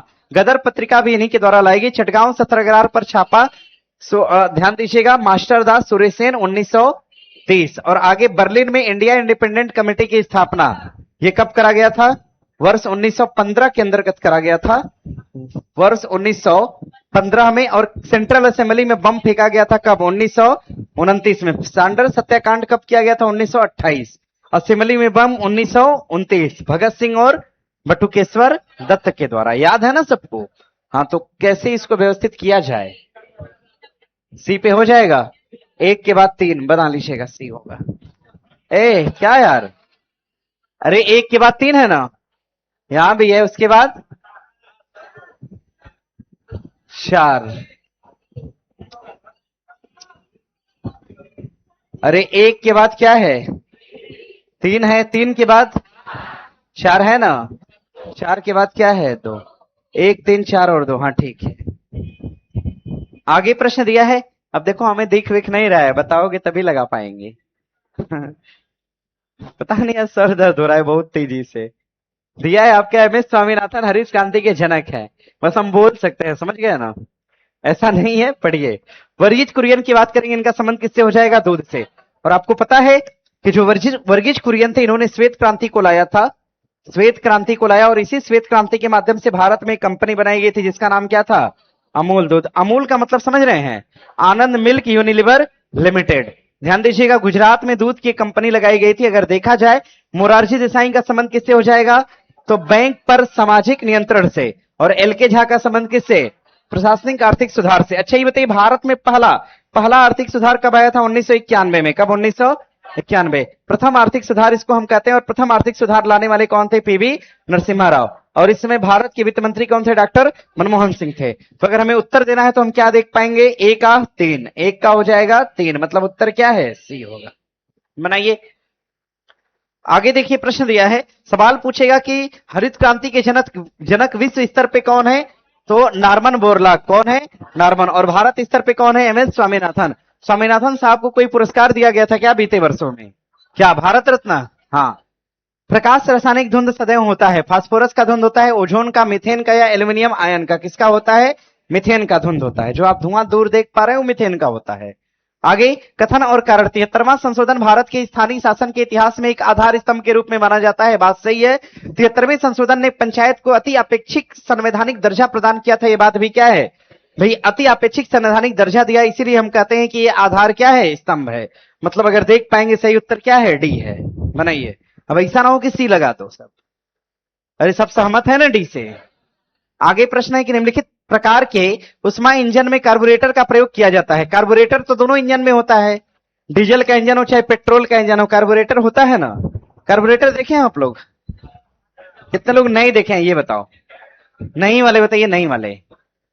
सब विद्वान बैठे हुए हैं, सबने देखा है कार्बोरेटर। देखिए, देखेंगे ना, गाड़ी जो होती है, गाड़ी, कार मतलब, कार के सामने देखेंगे ना तो एक ऐसी संरचना होती है, ऐसे ऐसे होता है ना, ऐसे देख लिए। जनरेटर देखें? जनरेटर ऐसे इंजन होगा, यहां पंखा होगा, यहां लगा होता है इसे, इसके बाद ही मोटर होता है। ये पंखा जिसके ऊपर घूमता है ना, यही कार्बोरेटर है। समझ गए? हाँ, इसी को हम बोलते हैं रेडिएटर। क्या बोलेंगे? रेडिएटर। आगे क्या? अब मत बोलो, फिलहाल इसको देख लीजिएगा, आगे बढ़ेंगे। अरे कार्बोरेटर का उपयोग उष्मा इंजनों में किया जाता है। और दोनों इंजन उष्मा वाले हैं, चाहे डीजल हो चाहे पेट्रोल हो। आगे है, निम्नलिखित में से किस ऑपरेशन के अंतर्गत भारत सरकार द्वारा भारत के मेडिकल छात्रों को यूक्रेन से लाया गया था? क्या हो जाएगा? ऑपरेशन गंगा। ऑपरेशन गंगा का प्रयोग करके लाया गया था। ध्यान दीजिएगा। आगे, शनि ग्रह के वायुमंडल में निम्नलिखित में से कौन सी गैस ज्यादा है? तो मीथेन गैस क्या है? ज्यादा है। और आगे प्रश्न है कि निम्नलिखित युग्मों में से कौन सा एक सुमेलित नहीं है? तो रेडियो एक्टिव पदार्थ की खोज करने वाले कौन है? हेनरी बैकुरल ना। रेडियम की खोज करा था किसने? मैडम क्यूरी ने रेडियम ढूंढा था, न कि रेडियो एक्टिविटी ढूंढा था। तो आप देख पाएंगे यही गलत है। लेंस की क्षमता क्या है? डायोप्टर। उष्मा जूल, दबाव पास्कल। आगे प्रश्न है कि 1 और 2 मिलान करना है, आवासीय क्षेत्र में कितना चाहिए? तो हमें नॉर्मली रखना होता है तो मतलब कितना 45 से 55, 55 हो सकता है। शांत क्षेत्र के लिए कितना 50, उद्योग के लिए 70, व्यापार के लिए 65। तो मतलब आप देख पाइएगा 2, 1, 4 और 3 कहां है? 2, 1, 4 और 3 आगे है। निम्नलिखित में से कौन सा प्रधानमंत्री स्वनिधि योजना के अंतर्गत लक्षित समूह है? कौन सा है भाई? प्रधानमंत्री स्वनिधि योजना में किसको दिया गया पैसा? फुटपाथ विक्रेताओं को हम क्या कहते हैं? Street vendor. क्या बोलेंगे? और स्ट्रीट वेंडर को कितना पैसा दिया गया? 10,000। अब राशि 10,000 से बढ़ाकर कितना कितना कर दिया? 30,000। पहले 10,000 था, 3 महीने के लिए दिया जाता था, पर अब 30,000।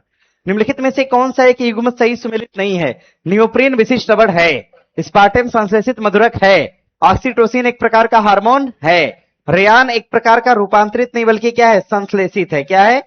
संश्लेषित रेशा है, अर्ध संश्लेषित रेशा है, लेकिन रूपांतरित नहीं है। बना लीजिएगा, उत्तर गलत कौन सा? डी हो जाएगा। और आगे प्रश्न, किस संविधान संशोधन द्वारा दिल्ली को राष्ट्रीय राजधानी का दर्जा दिया गया था? संशोधन कौन सा? 69वां। दिल्ली और पुदुचेरी विधानसभा को राष्ट्रपति के चुनाव में शामिल किया गया, ये कौन सा होगा? 17वां होगा। आगे प्रश्न है कि सौर ऊर्जा को विद्युत ऊर्जा में किसके द्वारा बदला जाता है? किसके द्वारा? फोटोवोल्टिक सेल के द्वारा। आगे प्रश्न है कि पृथ्वी का वायुमंडल निम्नलिखित में से मुख्यतः किसके द्वारा तप्त होता है? तप्त कौन करेगा? दीर्घ तरंग स्थलीय विकिरण या प्रकीर्ण विकिरण, परावर्तित विकिरण? हमने कहा था कभी आने वाली किरण गर्म नहीं करती है, जो किरण आ गई रुक गई और पृथ्वी से जो किरण निकली यही गर्म करती है ना। तो उत्तर क्या होगा? हाँ, बना लीजिएगा। आगे दिया है कि संयुक्त राष्ट्रीय विकास कार्यक्रम ने निर्धनता की निम्न श्रेणियों की पहचान किया, कौन सा नहीं है? कौन सा नहीं है? आय निर्धरता और मानव निर्धरता। अच्छा, कौन सा सही है? ना दोनों सही है। छोटा है क्वेश्चन क्या? चलिए मिलेंगे आपसे कल मिलेंगे। क्लास को जल्दी खाली करिएगा ना। क्या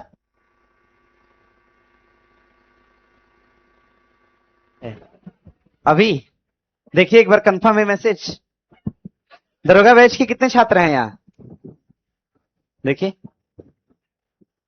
लाइए देखें हम पहले, तब पुष्टि होगा।